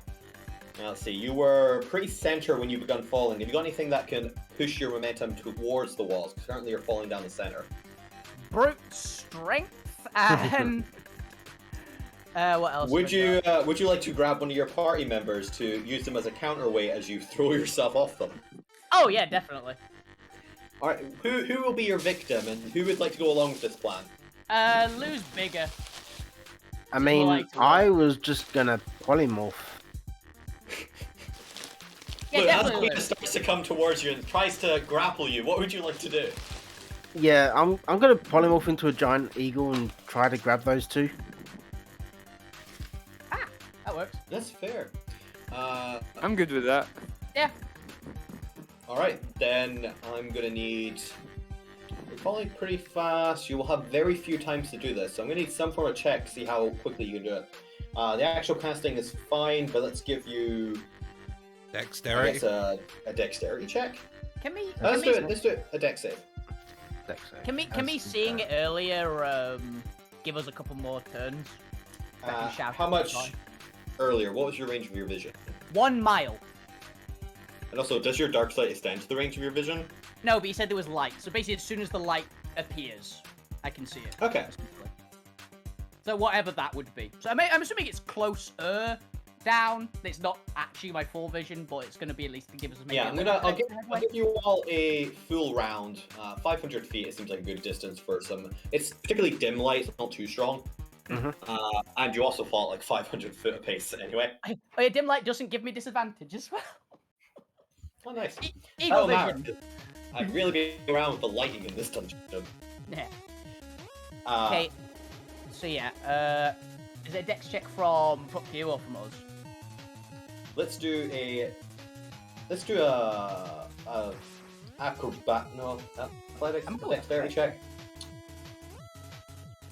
I'm cool with acrobatics. Let's just do a flat dexterity check for full Q and then acrobatics for the rest of you to try and hold on. Okay. Okay. Or try and like get your grapple around it. Because Fuku is going to be doing all the heavy lifting here. But you actually have to make it easier on them. Acrobatics. Alvina's Yeah, trying see- her plan and hasn't realised that he's doing it. See if you're actually helping Fuku here, if you're just twisting and turning as you're falling. Can you steady yourself? So Lou's managing to steady themselves pretty well. Alvina's still trying to like swim in midair, trying to grab one of you to push off of. And it's just twisting and turning, making it hard for Lou to actually, for Fuku to actually grab on. But with the dexterity, I think that's fine. How heavy are the two of you? Also, what was the strength score of the monster you're turning into? So the strength score is 16, so it can't carry that much. Then I'm gonna need a strength check from Fuku as well as you Yep. hold on to them. 16 times 15 times 2 is pretty good. It's pretty good. I'll make it a low DC, but let's see if this is also kind of the first time you're really doing something like this. 480 pounds your character capacity. 400. Ooh, fuck. Ooh. So unfortunately, because of the weird, awkward angle that you were clutching at Alvina because she was just struggling and moving about in the air, you unfortunately don't have the strength to grapple both of them, just because of the quick nature of this and the awkward angles and everything. I will let you hold on to Lou, but unfortunately your grip slips just enough with Alvina's wriggling that you actually lose grip of her as you're about to hit the floor. Okay. Alvina, would you like to do anything to save yourself last moment? Yeah, she's gonna try her plan of just stab the wall. All right, let's give me an athletics check here to see how much you pushed against Fukyu as you were wrangling to kind of use him as a leverage to push yourself off. So this is another reason why Fukyu could not hold on to you. Because you fucking yeet yourself away from them. As Fukyu, I need a strength saving throw, as this is so high a check, you might actually smash into the wall. Alvina Doesn't just happen. kicks off, pile drives herself into the wall on the other side, you hit the other wall. Yeah. So I've not got any proficiency, so it's just a straight strength. Oh god, I am so Okay. sorry. Kill the other so you're- two. You might take a little bit of damage here. However, as you smash into a wall, let's actually see here. This is quite a good strength. This was a difference of 16, so we're going to go 3 die here from the sheer difference. As Fukyu, you take 6 bludgeoning damage. And I need a Constitution saving throw, DC 10, to hold on to Lou as you hit into the wall. What? Sorry, one save. Unsave. Concentration Yep. check. Lou, while this is happening, Fukyu has grappled you as a bird and has tried to grapple Alvina, but Alvina has smacked the two of you apart, and Fukyu has smacked into the wall while holding on to you. Would you like to do anything? You muted. Neil, if you're talking, we cannot hear you. Neil, you muted. There we go. Yeah, sorry. I could. There's one or two things I could do, but it could go real bad. Well, luckily, Fukyu seems to be holding their grip on you, but has taken a smacking against the wall. This is just you can just hope that Fukyu can hold on to you, or maybe if you've got any healing, or if you got anything that can help like slow your descent, or this is your option to do anything. You don't have to. That's the thing. I was considering using my Wand of Wonder and casting slow. Yeah, the Wonder is too random. Yeah, that's what I'm saying. Might cast slow. Also might cast fireball. Yeah. Yeah, that's what I'm saying. But This could go real bad.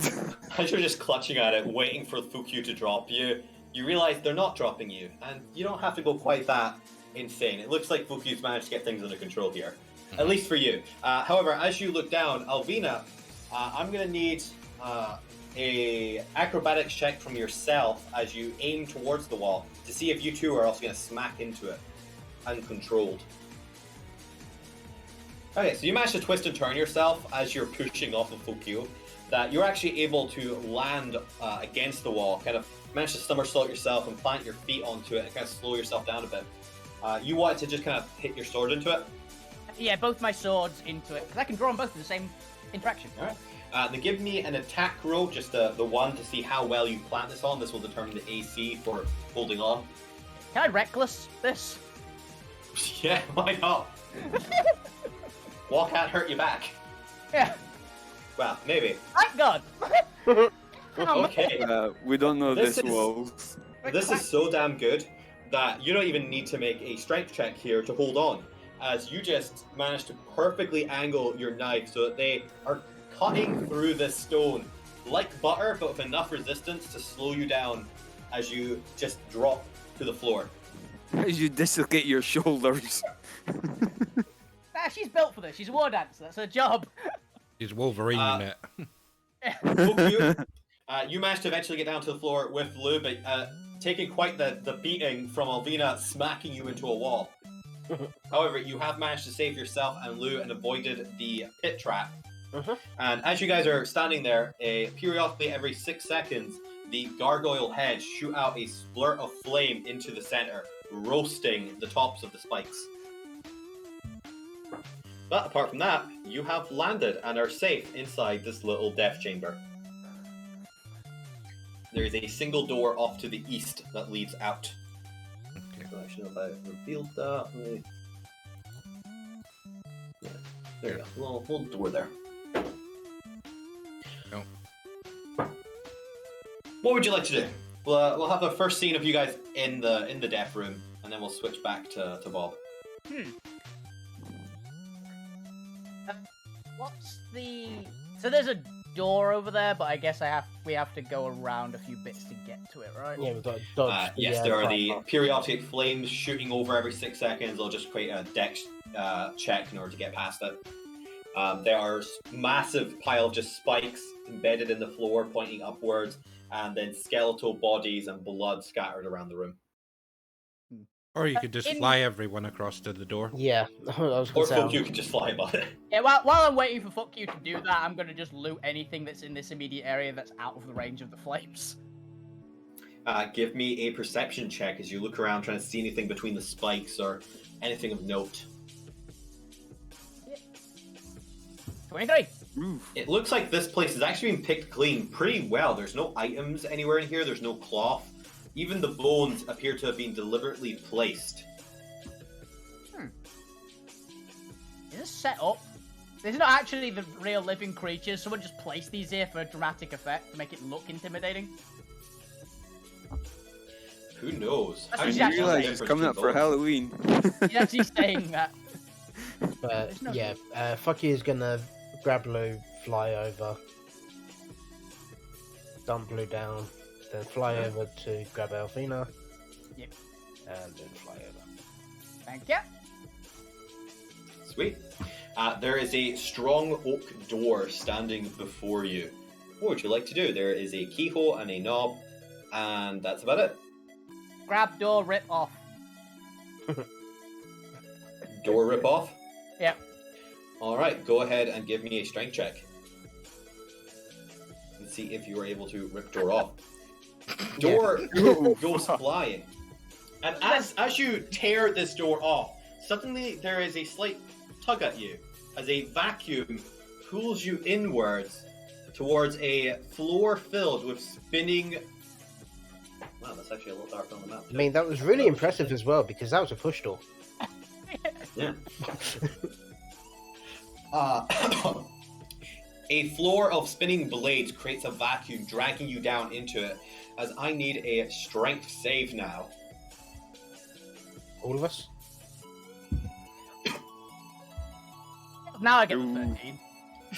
Oh, unfortunately, as you are pulled into this deadly trap, would you like to do Should anything say else? from or everybody, anyone? Chris.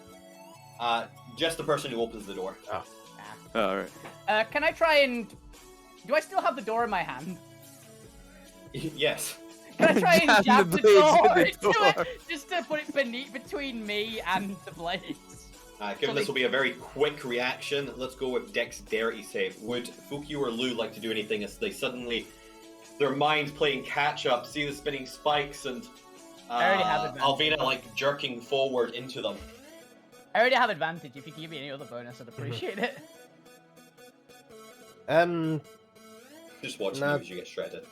Fuck you's still an eagle, so his intelligence not the greatest. Bird! That's He's got the same amount of wisdom though.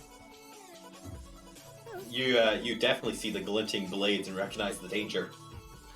In that case, go ahead and give me a dex save at advantage as you have got danger sense. You can definitely see these blades spinning as you fall towards them. Oh god damn it. That's why I said. Ooh! The door goes immediately shredded. As that door is just, unfortunately, you're able to kind of jam it to the side, but aren't able to get it underneath you as your shoulder barges into the blades. And you are going to take some initial damage here, hopefully being able to get yourself out of it and then we'll be able to help you out before you're dead. This is a deadly trap for your level. Oh, it's gonna be painful. Oh, you guys are tier 2. Yep.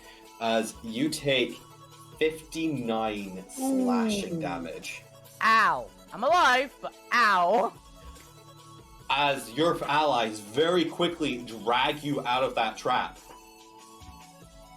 Having just your what do you wear on your shoulders? What kind of armor are you wearing? Nothing. Nothing? She's a barbarian. She's got bare arms. It makes sense. As you lose a decent chunk of flesh off your shoulder and upper arm, and it is burning in pain, as that did quite a significant amount of damage to you. Son of a bitch. It's gonna take ages to get this freaking tattoo back on. Ow. But that is you. There is a door on the opposite end, and there are spinning blades that will try and suck you down if you try and pass over them. What would you like to do?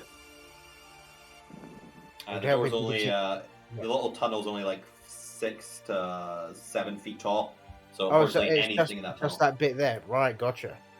Yeah, it's just this little tunnel bit. And there's a door on the opposite end leading into the other room. But basically, there is a tunnel trap here of if you go into it, it tries to suck you down into it unless you have something underneath you. And you need to open the other door. What would you like to do? Apparently, I have a shit ton of scrap metal. I'm not sure. Oh, I remember where this is from. I looted the room that we slept in for a bunch of random inane pieces of metal. That's fair. You're just gonna try and like chuck it down and try and stop the blades. Yeah, in anger. I'm gonna violently throw it at it. All right. I don't doubt your strength check capabilities here. This is mostly as you're throwing it at it or placing it, it kind of like throwing back out at you. Yeah. So this is more to do with angles and actually like getting it down there. So I guess a sleight of hand check or a flat dexterity if you don't have proficiency. That would be flat dexterity. As you attempt to jam into the spinning blades of death. That's pretty good. Let's go with the DC though. And unfortunately, the DC is 16. Oh, damn. Oh. So unfortunately, as you put the metal into it, these blades appear to be just a little bit sharper. As your blade is your piece of metal are very quickly rendered and reared, and it is thrown back at you. You ducking out of the way. Your plan has failed. Anyone else got Your any piece of ideas? metal shredded, no more than even worse pieces of scrap. Also, does anyone have a healing potion or anything? Yeah, I've got a healing potion. I need a lot, but I'll take anything. It's just a standard. But you guys can think about this for a little bit as well. Pop back to Bob as Bob's had the least amount of screen time so far. Bob, you and Junior, or Mini Junior now we're going to call him, have stumbled into a cave filled with vines, branches, mushrooms, and skeletal figures. What would you like to do? You've just arrived in this room. You can look around. You can interact with stuff. I say, Junior, you said you know the Underdark. What is all this stuff? Well, that's quite simple, simpleton. Those are mushrooms and those are vines. God, what do they teach you in those earthly schools of yours? Pointing the gun at him again. I know what they physically are, but you know what kind, you insufferable little... Well, I'm sorry, some of us specialized in arcana and the arcane, not biology. Speak to my sister about that one. Well, she's not here right now. I thought you would at least have some basic knowledge, but apparently What not. do you want to know? They're mushrooms. Do you want to know if you can eat them? Eat them. Find out. I'm dead. I don't need to. No, I don't want to eat any of this. I just I don't want... know. There's a small tunnel at the back there. Why don't you go over the vines and see if there's an exit? This isn't nearly high-pitched enough. There we go. This is much better. I was about to say, it sounds less like tidy, more camp. Yeah, that's just regular. Looking at the vines, I'm going to aim my gun in a way that I'm going to carve a path with my gun. my antimatter rifle. I don't quite trust these vines with all these bones. So, let's see. And I'm gonna take aim and fire.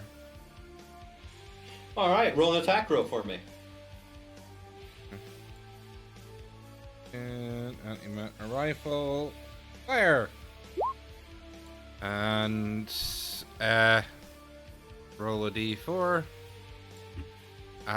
It is, I think, psychic damage. We kill the plant's brain. Alrighty Wait, then. that was- Psychic damage. One's necrotic, 2 was radiant, 3 was Force. force, and 4 was Yeah, psychic. psychic. Alright, so 37.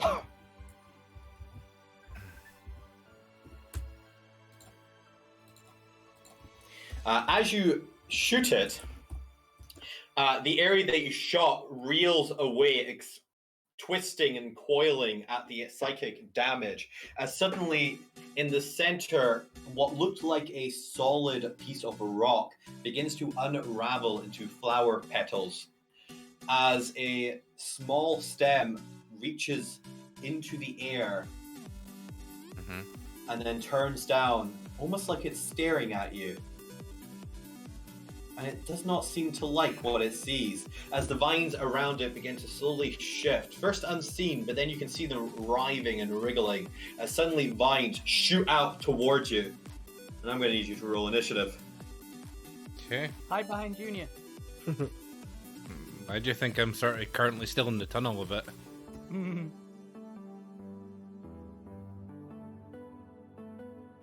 Is he Mini Junior or should we just call him Miju?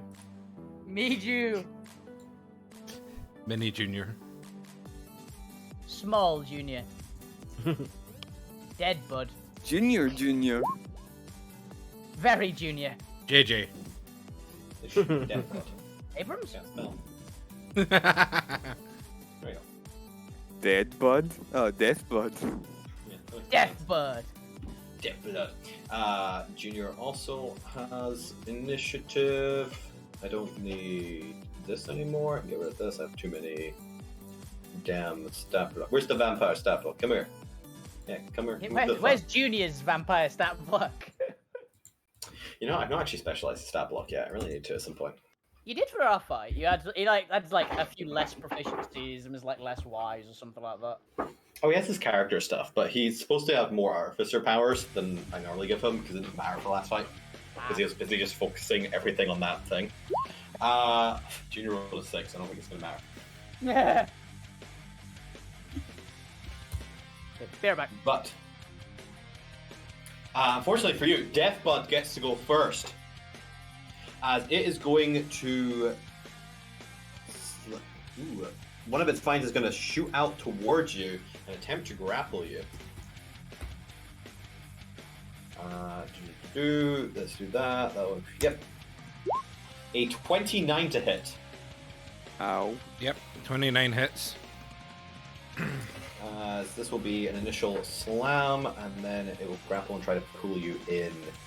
Stop opening the picture. I don't care about the picture. What is this? Plus 4? Plus 4. A 17 bludgeoning damage, and a strength save as it attempts to reel you into its mass.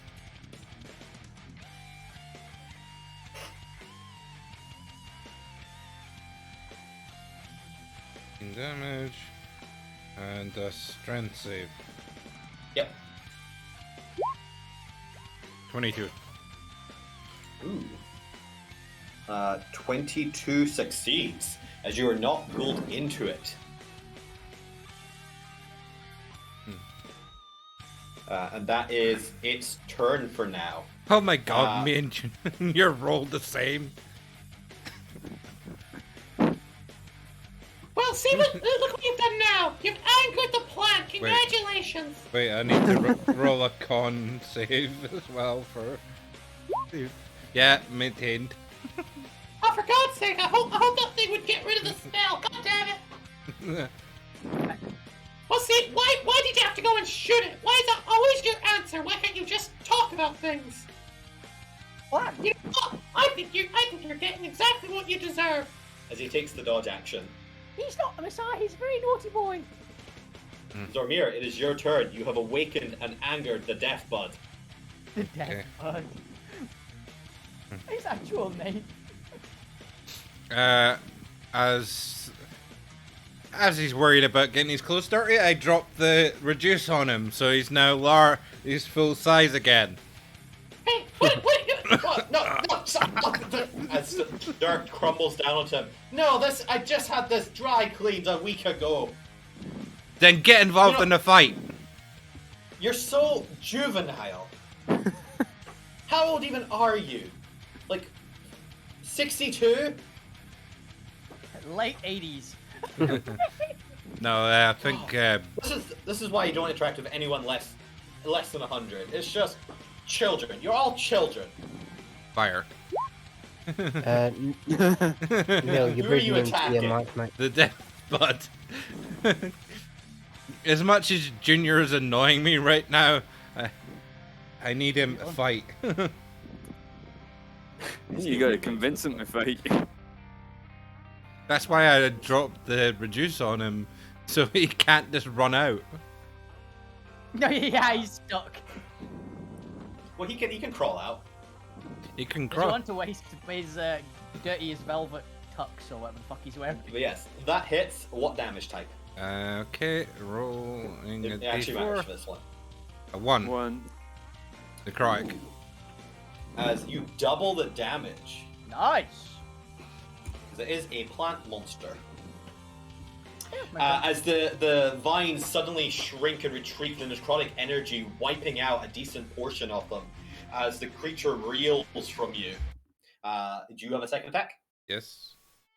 All right, go for it. boom, boom. Ah. Unfortunately, that is a critical miss. In that case, it is the Death Bud's turn, and it is going to shoot out and try to grapple you once more. For a 17 to hit. Yep, that hits.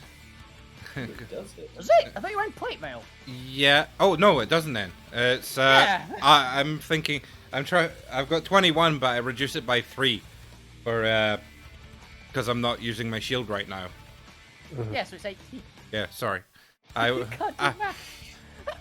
It was because we initially had me in, I think, half plate, but No, yeah, you were in splint. You Yeah, were in splint right but now. then changed it to the mithril plate before Why? Oh, before we even started. That's why the confusion. Sorry. yeah. That's fair, that's fair. Yeah, that's fair. Alright, can't use its engulf ability yet.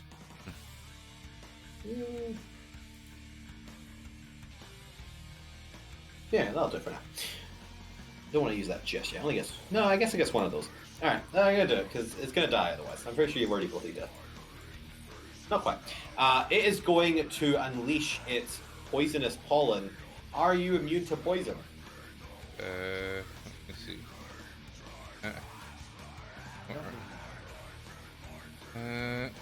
Did you pick up the Perry app as one of your items or not? No, I'm just seeing if I had any immunities. No, I'm not immune to poison. Then I need a Constitution saving throw as the pollen spreads rapidly, filling the entire chamber. This thick purple and yellowish hued air of gas. As that is a fail, and it deals. Somebody's got hay fever. Yeah. Allergies. Mm-hmm. Oh, jeez, man. Let's see. Who are these? 4. 21 poison damage. And you are poisoned for 1 minute.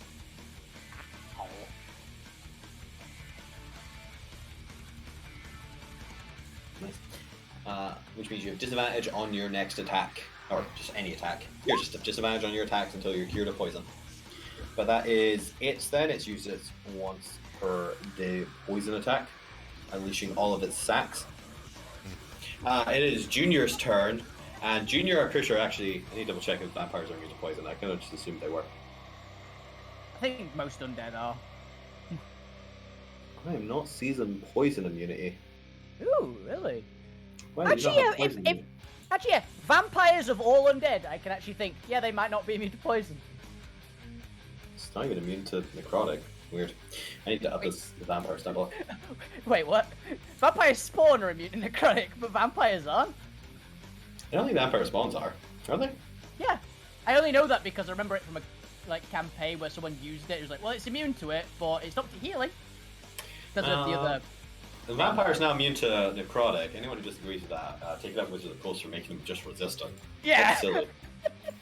And since they're undead, I'm gonna give them poison immunity because they're undead. Why would they care? Yeah, pretty much. I get that. Their blood doesn't even flow. But to be fair, I will throw in some resistance vulnerability because, come on, these stat blocks, still flavorful. High tier monsters. Why resistant how to make them in 5e? But that is Junior. That was if Junior's responsible to thing. It's now Junior's turn. Junior, you're poisoned. What does Junior want to do here? Kind of hopes he doesn't want you to die, but he does like the idea of you being weakened. So he's gonna continue to dodge because he's an unhelpful little git, and this isn't actually dangerous to him. He's immune to. Yep. Zormir, it is your turn. You are now poisoned. What would you like to do? Hilariously, Junior is actually in the way of you retreating right now.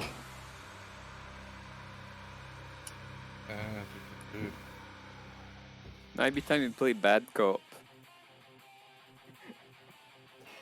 He shot first and didn't ask a question. He is already bad cop. Yeah, but he sensed the danger first. I got something I could do, which would. Right, well, what the hell are you planning now? I will say, just as a thing, I don't think you have it, but daylight would be actively a bad thing in this situation, except to fuck over Junior. As funny as it'd be. No, I'm gonna fuck over Junior here. Alright, yeah. I cast rope trick and basically, and just walk up and go up into the hidden dimension and go, fine then, you deal with it if you're gonna sit back and do nothing, and pull the rope up. He just hides in a different dimension. Okay, I'm just gonna put you over here for now. You are outside of the dimension. Alright, that is you. You have climbed up into the rope. Do you pull the rope up behind you? Yep. Because Junior's being unhelpful, so I'm pulling it up. Alright, I leave it just enough out his range. Out of his range. Alright, it is now the Deathbud's turn, and it's going to attack the neatest thing it can find. So let's see if it manages to hit Junior. Like a 31 to hit. think it Definitely going to do it. I need to get back the actual damage here. It's 2d8 plus 4, I believe. For 13 bludgeoning damage. Is it magical? I don't think so. Is Thingy immune to non-magical? He is resistant to non-magical. That at least makes sense. So it's going to be half of this. Alright. Just 1 second as the DM does a bunch of bookkeeping stuff as the NPCs are attacking each other. Like 6 bludgeoning damage. However, he needs a strength save to not be cooled in. Does he have proficiency? Nope, so it's just go plus 4. Ooh! As Junior is yanked off his feet and plunges straight into the depths of the shambling vines. And is engulfed. He is blinded and restrained and unable to breathe. That matters He so doesn't much breathe for anyway. him. He's unable to breathe, but that is irrelevant to the fact that he just never was. He's But still it got must problems. make a save at the start of the creature's turn. That's fine. Okay, he's just engulfed. I've just thought I need to make a monster for my D&D that is the opposite, so it forces a thing to breathe. Just to fuck over undead in some way. But it is Junior's turn, and Junior's going to try and use a strength check here to get the hell out of this, this mound of writhing vines. It's just a standard strength check. Yep, that's fine. Okay. He is unable to get out. He's got 7 strength. Forever. He could turn into a tiny bat or a cloud of mist. Ooh. Forget he can do this. But that was his action to get out because he assumed he could actually rip his way out, so he'll do that next time. Zormir, it is your turn. Think you can look through a gap down beneath? Yeah, looking down, chuckling at him being pulled in.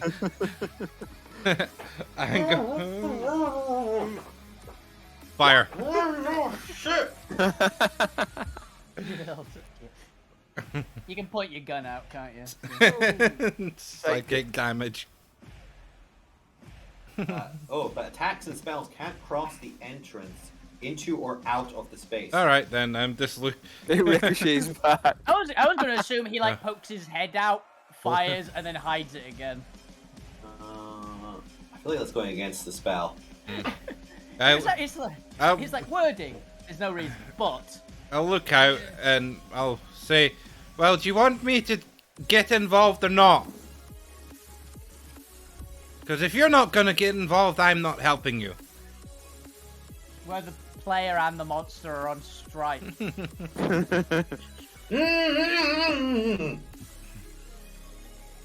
That's all you hear. You can't make out any of the words. Well, I would have said something like, move your foot if you want me to help. He's thrashing around inside the vines. Fine then. I will drop the rope down and start to shimmy down. You take like an action or anything, or just move it to get up? It's 60 feet long. Yeah, I would have probably only got halfway up then. You did a dash. I can't dash because I cast a spell. So I was hanging on the rope as he was saying that, so I wasn't in, so... You could You have probably shot have him. its range. You probably have its range, to be fair. Yeah.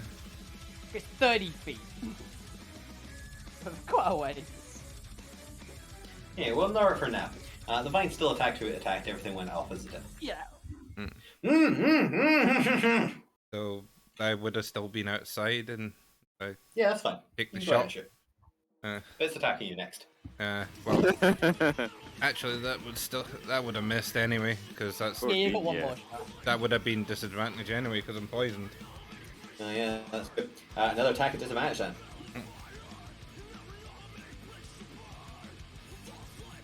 Well, you're also climbing, so your speed is half unless you have climbing speed. You're technically up only 15 feet. No, it depends on how 22. high you made the rumor. I'm pretty sure the spell requires you to go up 60 feet regardless. It Yeah. is, yeah. Is that alright? Second I'm one. just I assume rarely that- use rope tricks. I'm just gonna assume for some reason he's somehow created a weird tunnel in the ceiling that he's climbing up into. Yeah. It made a hole Spell's in weird, the man. But a 22 does hit, and I need a D4 to see what sort of damage type it is, as this will matter. Get one. 3. Force. Force has nothing against force, this will just be the 31. Because I know I know which one I don't want to happen. Radiant, because it heals off the damn stuff. Maybe. Oh, we done that. Who knows? It's a plant. Photosynthesis. To be honest, it depends, because radiant also consists like radiation, and don't know if you've seen a plant after it gets hit by a nuclear weapon in a movie, but Zormir, it is still your time. You're currently 15 feet up the rope. Would you like to use 15 feet of your movement to go another? Or Yep. 30 feet of your movement to go another 15 feet? Yeah, I'm. All right, you continue to climb. However, you are not currently in the hole yet, so Deathbud is going to attack you. Okay. At the start of Deathbud's turn, a golf target must make a Constitution saving throw against just being smothered, or against bludgeoning damage. So the vine's like pressing it on him. So he's still It's gonna like, or he continues to not be able to breathe. Crushing. Oh dear. He had a +4 from what I remember. A 14 does not make the save of this massive figure. So he is going to take 2d8. +4. No, that's supposed to be +4. No. Jesus. 19. Takes 19 69 bludgeoning. damage! Hell yeah. 19 that is resistant to, he takes 9. Alright. And then it is going to shoot out and attack Zormir for a 21 to hit Zormir. Yep. Even if I had my shield on me. That Alrighty was just then. it. As you take 14 bludgeoning damage, and I need a strength save as it attempts to pull you into its form. On the damage and save 17. Ooh, a 17 does not make it.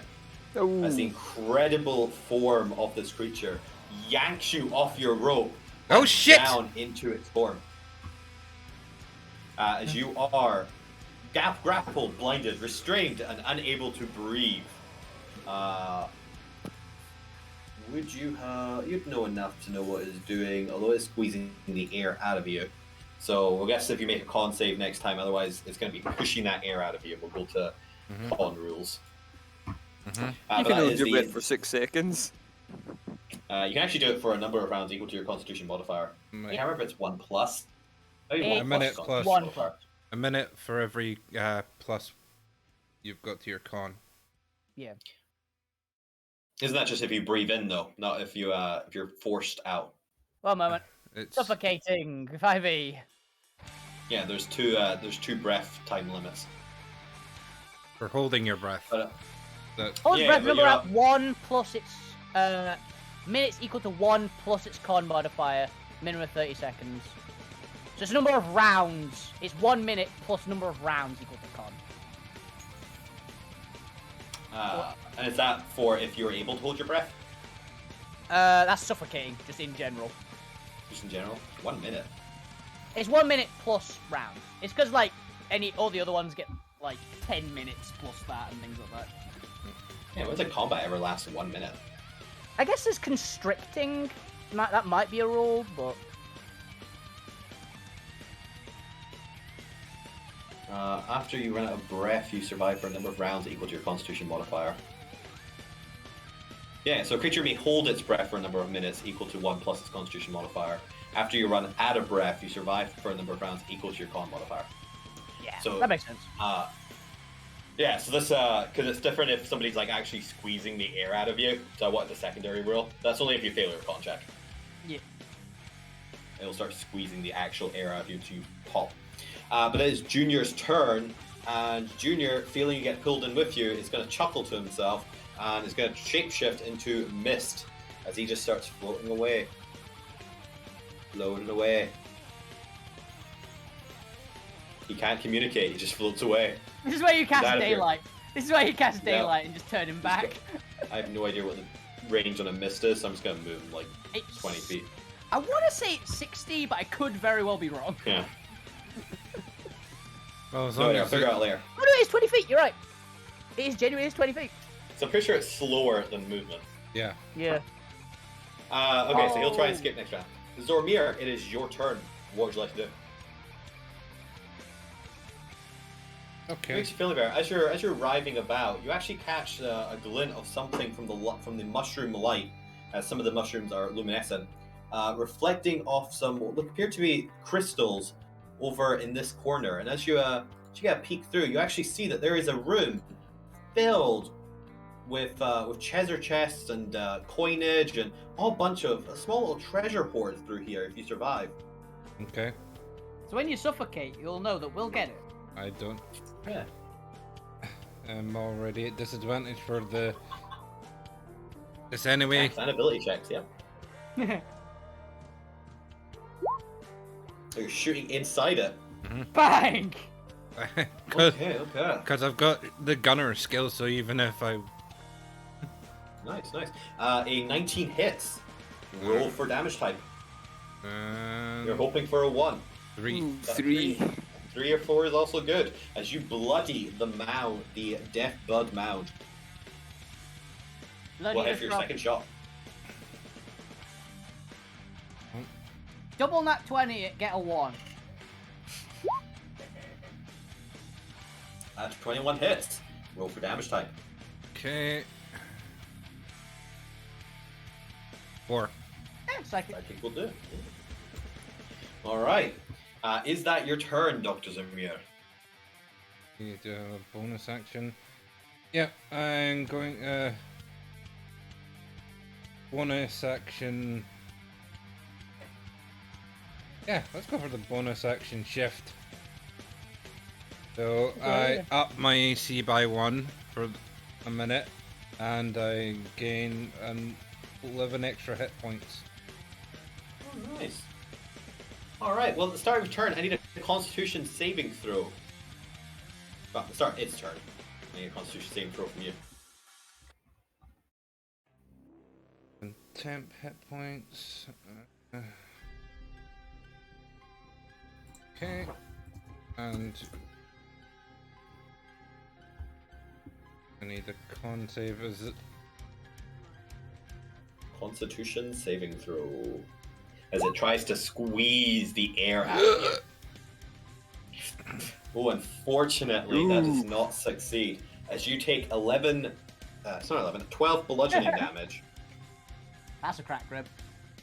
And a third of your air is pushed out of your lungs. And you are unable to retrieve more while you are being squeezed. So basically, you have 3 checks. If you fail them, you're going to start suffocating and out of breath. Or I guess you're already suffocating. If you fail 3 checks, you'll be out of breath as it squeezes it out of you. You'll Okay. be dying from lack of oxygen. And at that point, you then have the rounds until you die. Mm-hmm. So you have some time, but this is definitely a fight to the death for you. Mm-hmm. But that is the Death Bub's actual turn. Hilariously, it doesn't attack while it's inside you. It just kind of hopes to breathe you out. It It's still has a got- lovely... We can wave at Junior trying to grapple the mist. It will attempt to do that because it doesn't know any better. It doesn't have the highest intelligence. Junior, fucking gonna bolt for it. He's dashing. He's out. He's getting out of here. You get the feeling that, he pauses at the door and looks back at you. And you get the feeling that he's saying good long, sucker. Good long sucker. Good long, sucker. He's out. Mm-hmm. Zormir, it is your turn. You are being suffocated to death. What would you like to do? Yo, you're gonna keep going down fighting. Okay. Yep, I'm guessing the... Fortunately, you miss. Next attack. This is where we come in and find out that Zormir actually wasn't in here this entire time. Because he died in the movie. This is the dream. What's hilarious is you have to investigate to find this hole, so you might just never fight him. Yeah. Oh, unfortunately, either 2 attacks miss. Is there anything else you'd like to do, Dr. Zamir? I'll use my bonus action to give me... Wait. Bonus action for 8 temp. That's fair. Then at the start of the Death Bud's turn, I need a Constitution saving throw from you as it continues to squeeze you to death. You take half damage even if you fail. I have a question. Does anyone else in our party use heavy armor?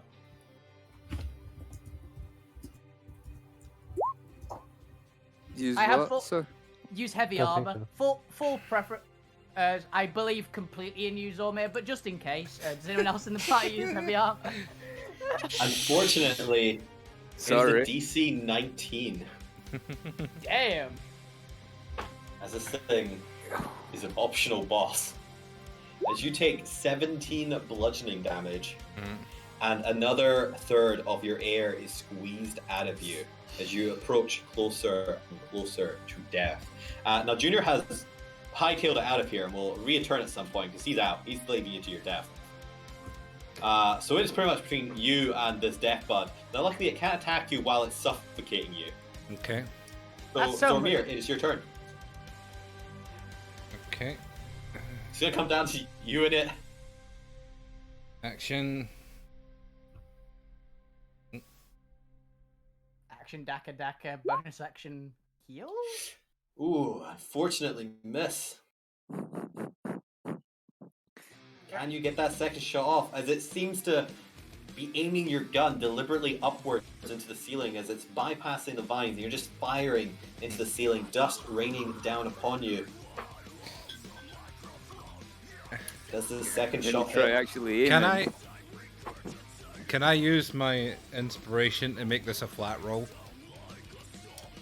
Yeah, you can gain advantage on it. That's fine. It's one of the uses of a destiny point. We'll re-roll the advantage for those in the audience.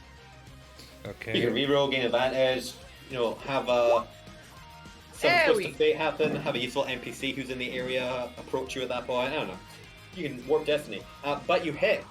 Roll me a die to see the damage type psychic. It is flat. You deal damage to it as it reels and squeals. Squeams! Yeah, this thing's. I don't know. It's Welcome flat. welcome to the Friday session where Chris doesn't know words. So, It's a plan, I can believe it. all right. Do your bonus action if you want to, but make me a Constitution saving throw afterwards. As it stands, to just you in this plant now. I'm using. Can you make this Constitution saving throw? Yeah, I'm using my bonus to give me that +8 again. I'm using Yeah, my that's fair. field How many of those have you got? 3. You got 3? Oh, so this is the last one. Well, this is Ooh. second one. Oh yeah, your first one was shifter. His first one was his racial ability. Ah. Cool. But give me a Constitution saving throw, as hilariously your hit points are irrelevant right now. Yeah. Your biggest issue if it's going to suffocate you. Which, what is your Constitution modifier, by the way? 6. Not bad. You got +6. Yes. Your Wait, what? How you got +6? Because I've got proficiency in it. That's not relevant in this Ah, game. not the save. Sorry, what is your actual con mod? My con, it's +3. Yeah. Okay, so you have 3 rounds if you fail this until you die. So I want his toolkit, guys. What else? Oh, also deals damage. I was like, Just one good hit might end the fight. you take 14 bludgeoning damage, and the last of your air is squeezed out of you. You have 3 rounds that you can survive without air. Come on, Zomate, you got So this. you drop to 0 hit points and are dying. You got this, Zomate. Zormir, you're now on the clock. Yep. The big crit. Wait, Come wait. on, get the big necrotic crit. Which is That's what you worse need. because I'm on disadvantage with these Yep. shots. Wait, did that even... I don't see it. But mine's been laggy today, so. 18? An 18 does hit. Yes, come on, get the one, get the one, get the one. Yeah. You need a 1 here. Ah. It is not a 1. But it deals a bit more damage. However, it is not dead. You've got a second shot. Go for it. Come on.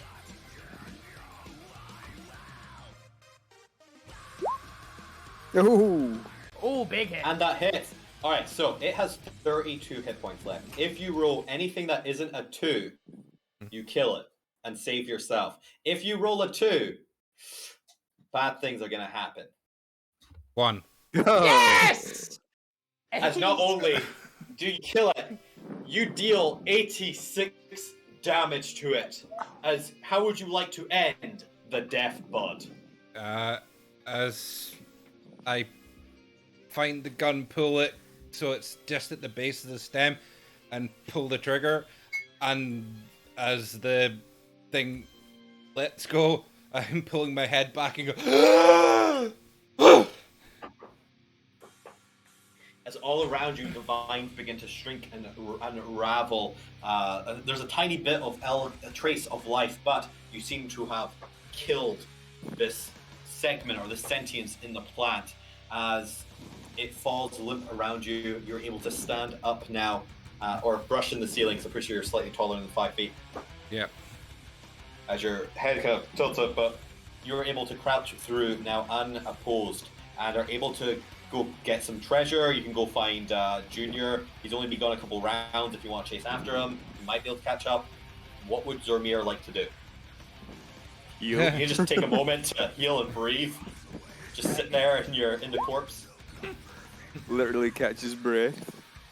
Literally cast. We're gonna switch back to the other party, but just to give them like some idea of what you'll be doing for the next Cure. 10 seconds. I cast Cure Wounds before I start making my way towards that treasure pile.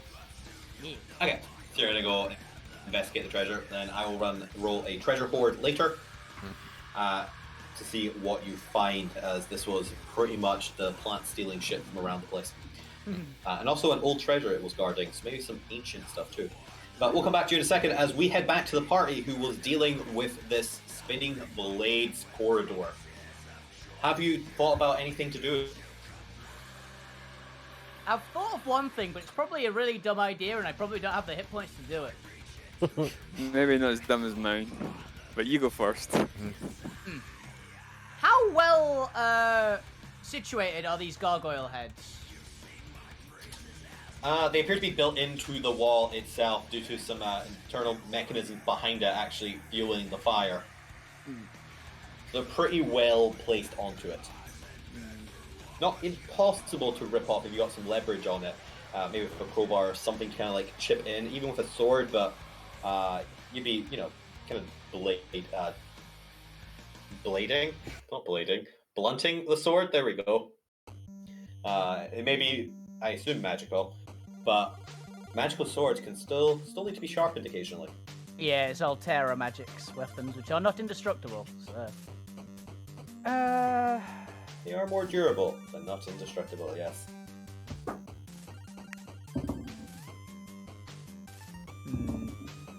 you want the spikes made of? I was just going for like a really solid wood. Okay. Mostly because that's just what the spikes, they didn't have metal spikes in the selector. Well, if they were solid wood, the fire would burn them away. Yeah, the fire is kind of skimming the top. So I was gonna say, but if they were metal... Superheat, it would melt them eventually. Yeah. Stop splitting hairs. Yeah, Albina's gonna be just looking to see, like, can I get this off the wall? It makes you feel better. They can be fire oak and immune to fire.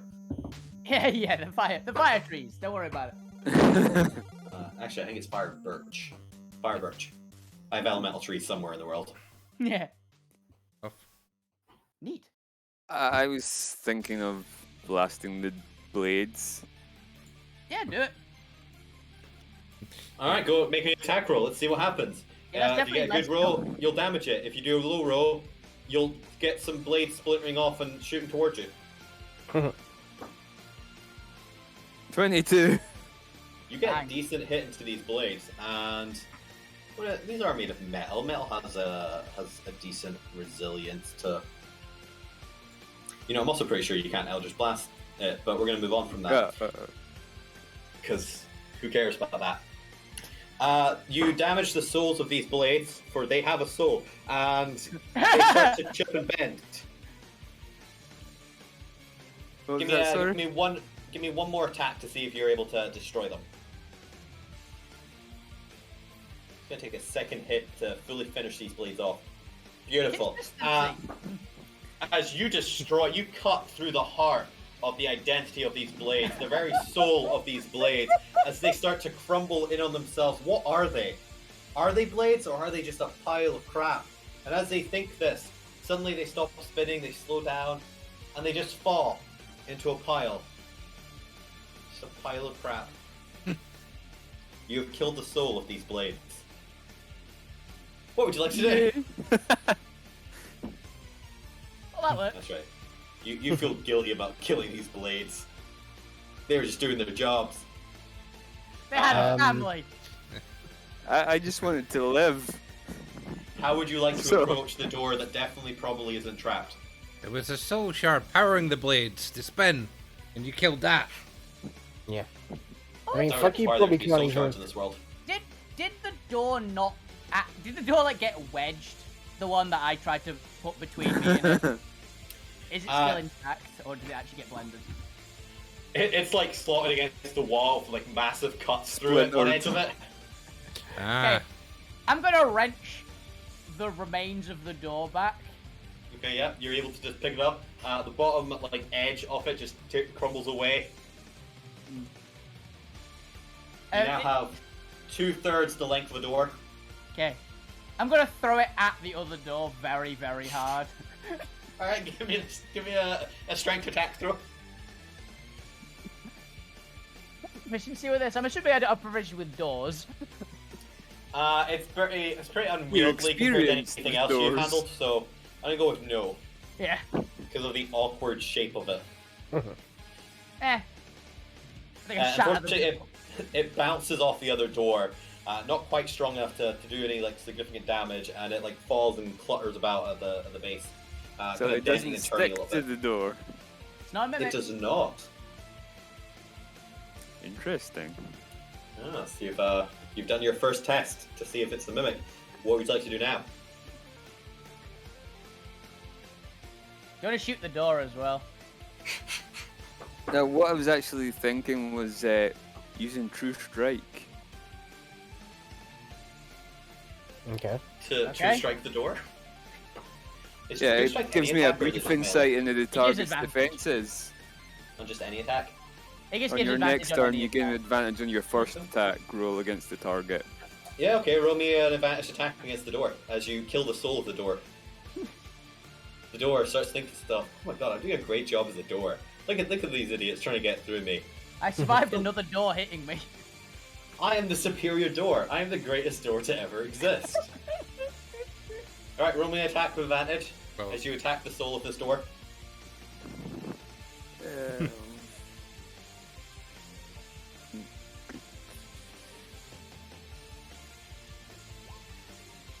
24. As you blast into the door, suddenly the door's like, ow!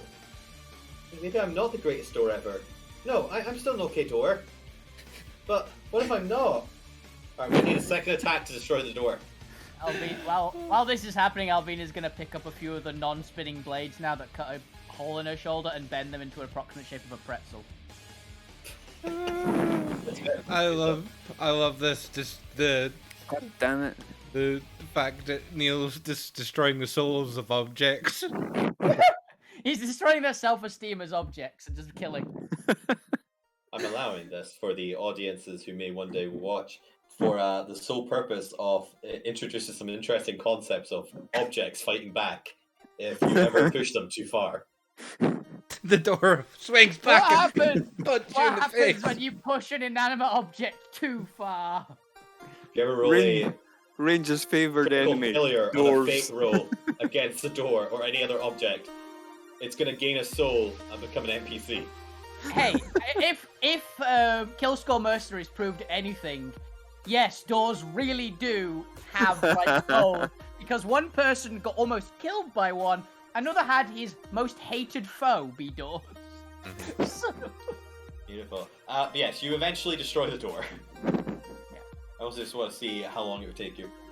As you are able to come out into the next room, there does not appear to be any traps. Okay. And I actually need to like thingy the lines of sight on this. We have an There we Alvina. BAM! I just jumped into the room. Are these stoves? They appear to be, well, from what you can tell, they appear to be chimneys of some variety. Damn. Or chimney shape, I can think of. Does seem like a kind of kitchen. Maybe It looks like a kitchen. bedroom. Yeah. It looks like a kitchen, a bedroom, or a torture chamber. One of the three. It's a torture chamber. You're tied to the racks and fed some nasty shit. And fed Zome's cooking. Hey, Yes, there is what appears to be a little ramp going up and down, only like a foot off the ground. Like almost like one of those recovery kind of railings ramp where you like can hold on to either side. But there's a slight incline towards the center of it there. And Fuck- then I've fuck no you, idea Skin. what the other wooden plank is because I didn't place that, which means I've accidentally clicked and placed it there.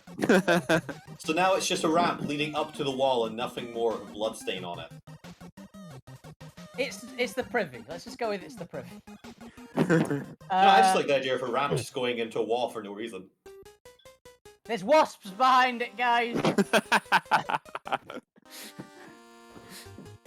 Yeah, Fucky's gonna have to drop his bird form because he was still Yeah. bird, Oh yeah, And- you can get it. That's fine.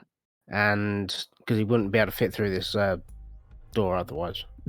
Evelyn is gonna get to there and peer around the corner. I need the reveal button. The reveal button. There we go. Okay. Fucky's going up this way. Yeah, we all investigate different areas. Yeah, I'm gonna go here. You find a corner with blood splattered and spewed out onto the floor here. Not gonna lie, I thought it was a carrot. So did I. So I was thinking, oh, it is a kitchen. It's a trail of carrots. What's this thing, by the way? That is a sundial between 4 switches, or Ooh. 4 levers, and there appears to be small chutes in each of these little openings that run down into complete darkness. What's this? That is a trough of soup. Ooh, I go over and smell it. Give me a Constitution save.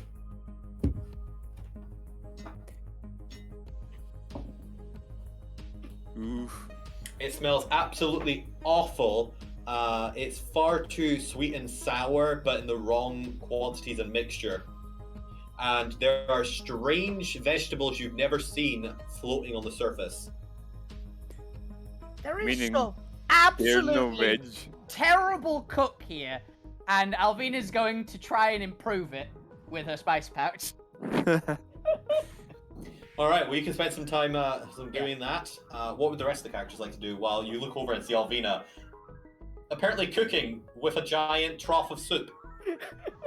Or I guess stew. What's the difference between soup and stew?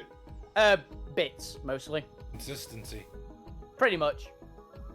This is quite thick soup, so I guess it's... Wait, what's thicker, soup or stew? Dude, Soup is more liquid than solid. Stew is more solid than liquid, is how I always found it. Let's go with stew. It's a weird orange stew. It's a stroganoff. A very disturbing, viscous nature to it. It's a vicious It's thing. very It's vicious. dissolving. It's It dissolving looks the back at ladle. you. And I'm gonna need to make a wisdom save vicious against as a vicious mimic. mockery. No, we'll save that for later. For if Lou attacks it and it gains a soul.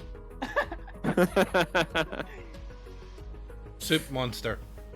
Yes. As for the rest of the room, so you've got a trough of soup, what appears to be 6 holes leading down into nowhere or everywhere, a sundial with 4 levers, and then up to the north you have Or another collection of sundials, just sundials everywhere.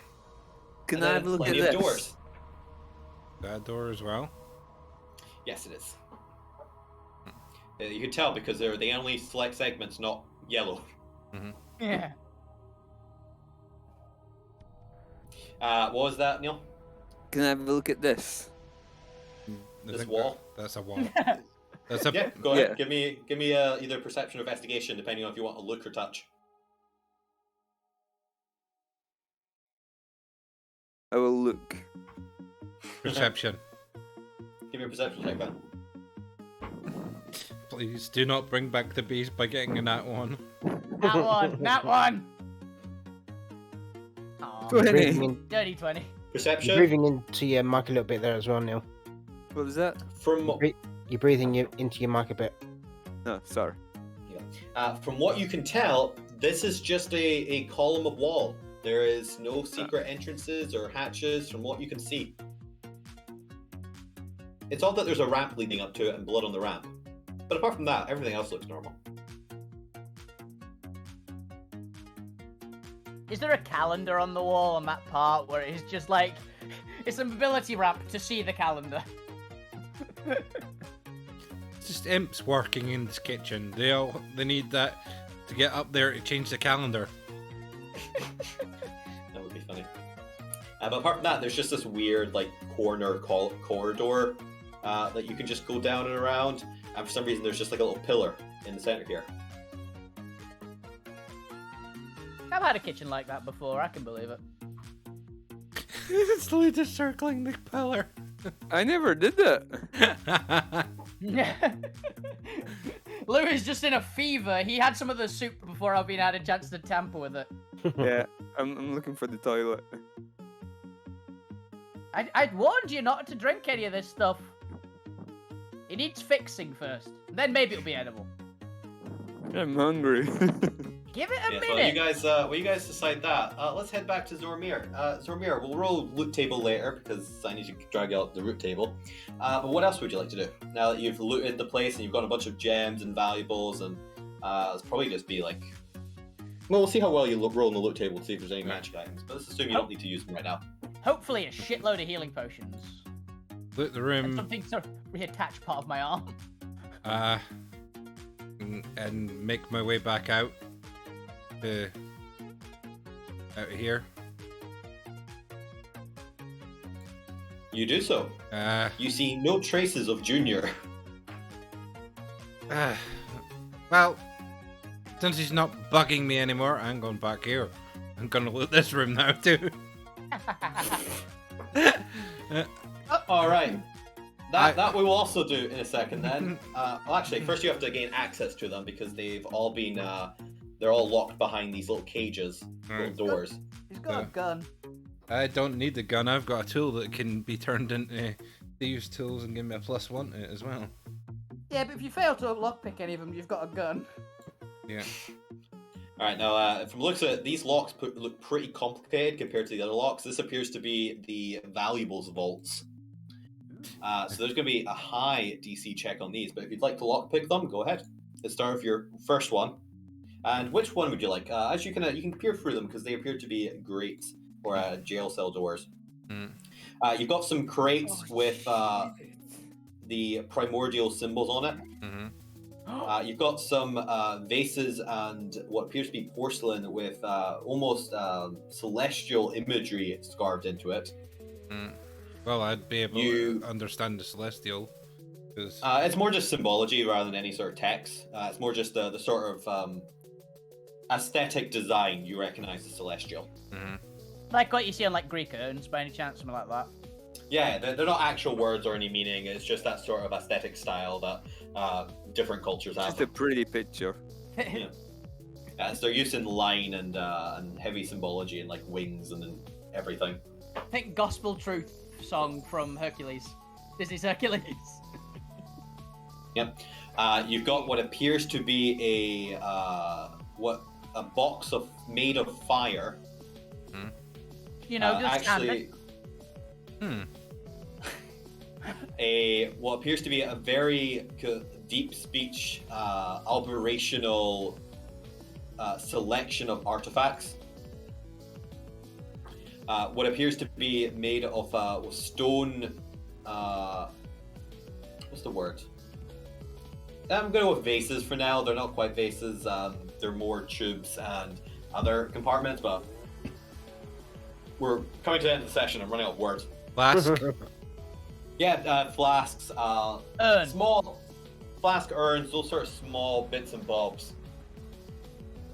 And then finally, you see what looks to be polished copper and other forms of equipment. They almost look Noid made. Seem to have some sort of. They kind of remind you what kind of the more ancient artifacts dug from ancient societies look like.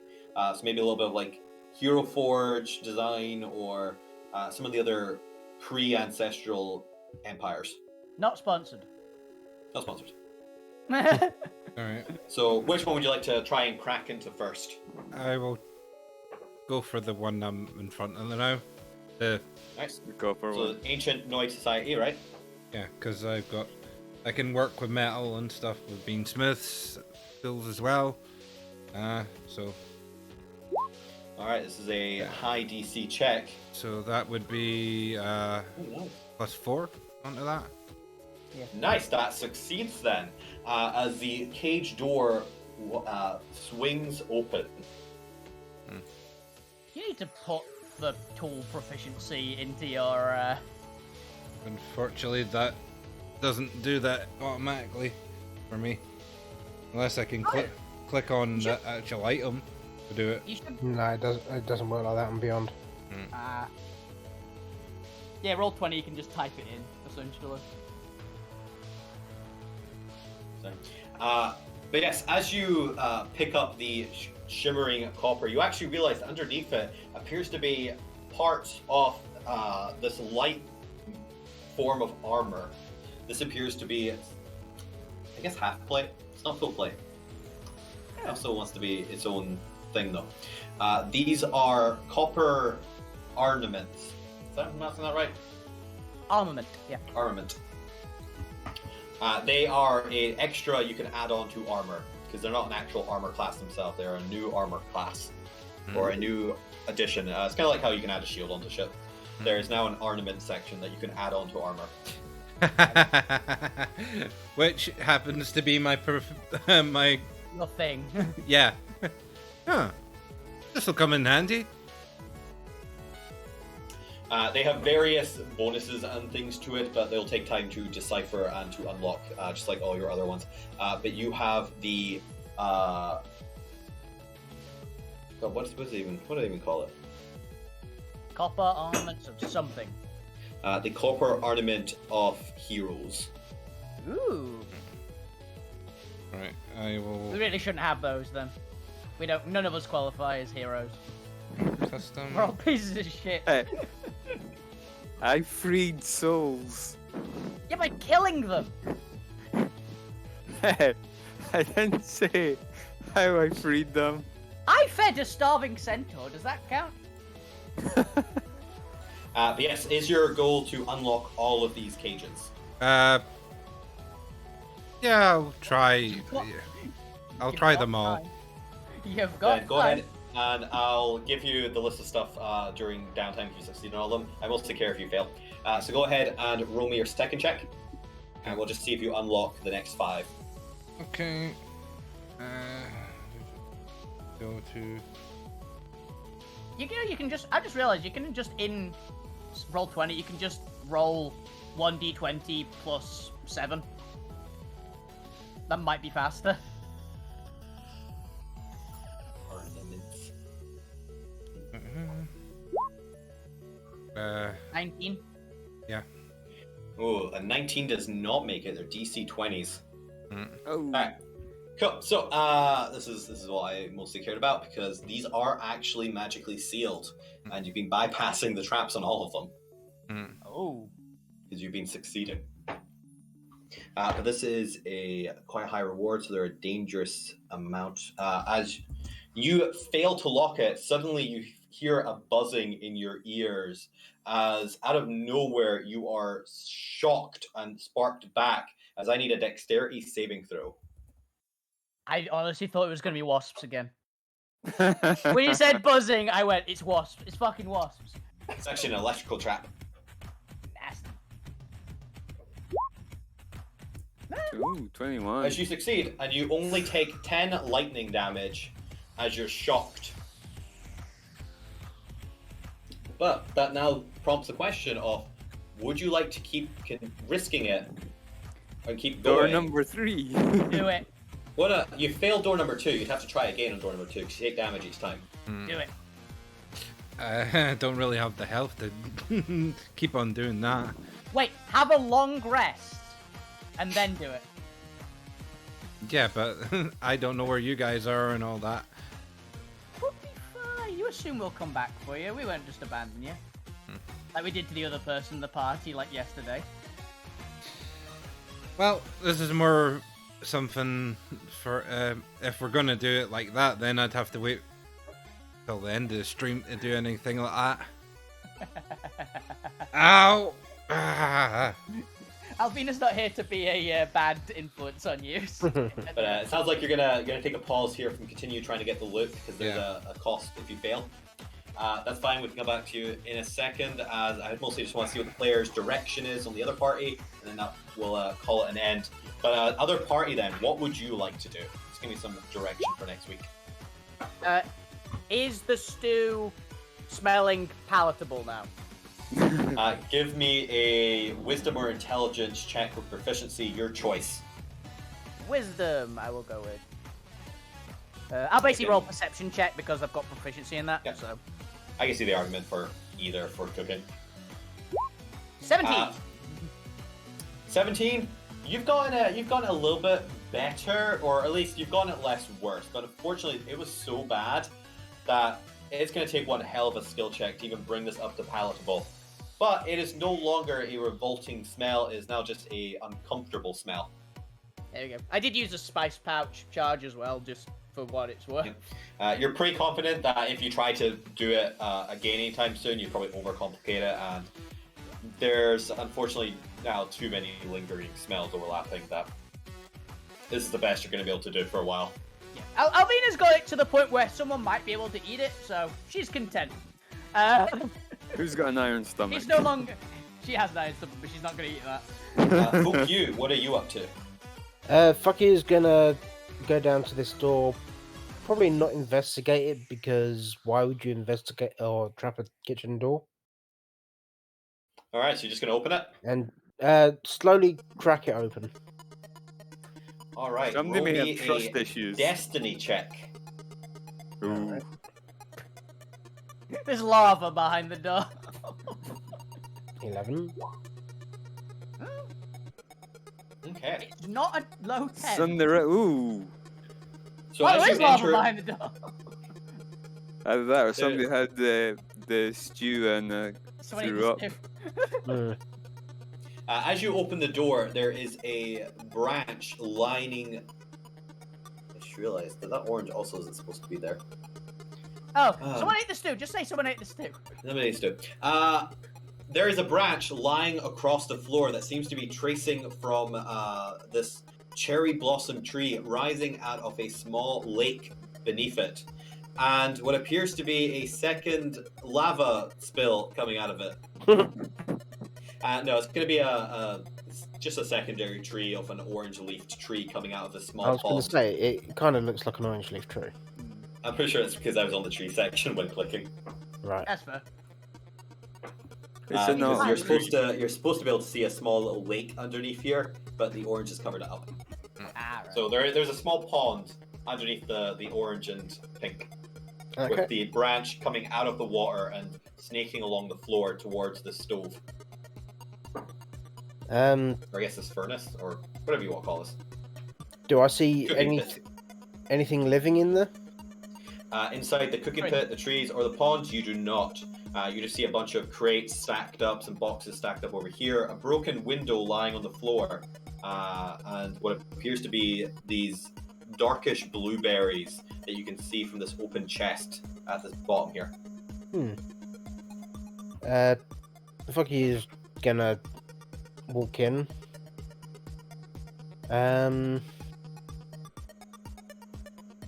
And have a look around for anything shiny.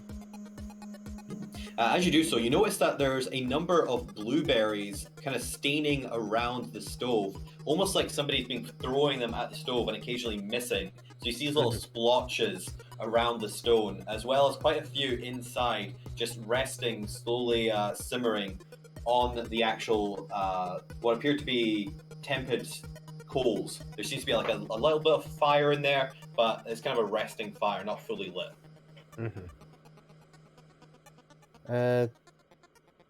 Fucky's gonna wander over to here, grab one of the blueberries, and turn towards the fire, and try to lob one in. Alright, can be a dexterity attack. Dex attack. Explodes. While you're doing that, Lou, what about you? Alvina was finishing up cooking, Mokyu is playing around in the kitchen. What would you like to do? I'm gonna head up the way. I'm assuming that I don't have proficiency in blueberries. You tell me, do you have anything in your backstory that would say that you have proficiency in blueberries? Maybe not blueberries, but throwing rocks at people. That's fair. Like they're a pretty common like throwing item. I would give you that. You throw tomatoes at people, it totally counts, right? It's fruit. Yeah. They are a familiar enough shape that you would have some experience throwing them. It's not like a weird 2/3 door situation. It's not a door. Fair enough. So this would be a +4 to this then. Okay. Well, you're doing that then. That's a 15. Oh, nice. Lou, you said you were going upstairs? Up the top, yeah. Which part? Point on the map where you think you're going. Are you going here? Or are you going through here? I am assuming by. Oh, I'm going up here. yeah. Okay. All these weird sundials, they're kind of cool. Yep, so you head up over here. There are a bunch of sundials everywhere with blood being splat out of the corner, or dry blood on the floor from the corners. What would you like to do? There's also a door. Would you like to open the door without checking? Bam! There was a blender behind the last one, remember? Yeah, I know. Don't worry about it. I'm sure there's not a trap behind every door. It's fine. I'm gonna look at the sundials to see if there's Hey, what time it anything. Wouldn't want to destroy any souls. You have a look at the sundials. They each have strange symbols on them that I will show you next time because that's going to take way too long to deal with right now. Would you like to spend your time investigating the sundials for now, or would you like to check for the door before we end? I'll investigate the sundials. Cool. That's fine. Then I will give you that information next time, as that is where we're going to end afterwards. After all, it is 9 o'clock. Mm-hmm. And you have just started exploring the Tower of Death. Will the party find Zormir? Will they finally arrive at the center of this lower dungeon in order to actually find each other and fight their way back up and out of the Tower of Death? What secrets awaits from themselves? As Fukyu, as you get buried into the fire, you hear a little sound as rising between the coals is this little fire spirit that takes the berry, chews on it, looks up at you, and then runs away back into the coal, going shit, shit, shit. I want What one. would you like to do? Would you like to approach and investigate, or stay where you are, or throw another berry? Oh, fuck, he's gonna grab another berry and go up to the fireplace and, like, dangle it. As you do so, you get this strange lifting of your hair on the back of your neck, as you can sense something moving behind you. And the branch has lifted off the floor, and it's striking at you. But we'll find out what happens next week, because that is where we're going to end. Hey, thank you all for watching episode 4, The Tower of Death of Alterra, the Shattered Alt Sphere. We will tune in next time to see if our players survive this, I guess what's going to be the Halloween special, if depending on how long it takes you to get out the tower. Yeah. This is your October Spooky Tower arc. Hell yeah. Will the players survive? Will they get out of this madman's tower that seems to focus way too much on the human body parts? And Who knows? homicidal shrubbery. Well, I think that's just an aspect of this new world now. Mm-hmm. Who knows? Thank you all for watching. Let you guys say whatever you want, and we can finish there. Oh yeah, I'm DMing Geddon tomorrow, so tune into my stream, twitch.tv/FrederickWolfieBane, and you'll see Bob probably die horrifically again. Yeah. In Geddon. Someone turned into a giant pig man last session, it was great. Permanently. Yeah. Oh, well. Nice. Bye. Bye. See you everyone.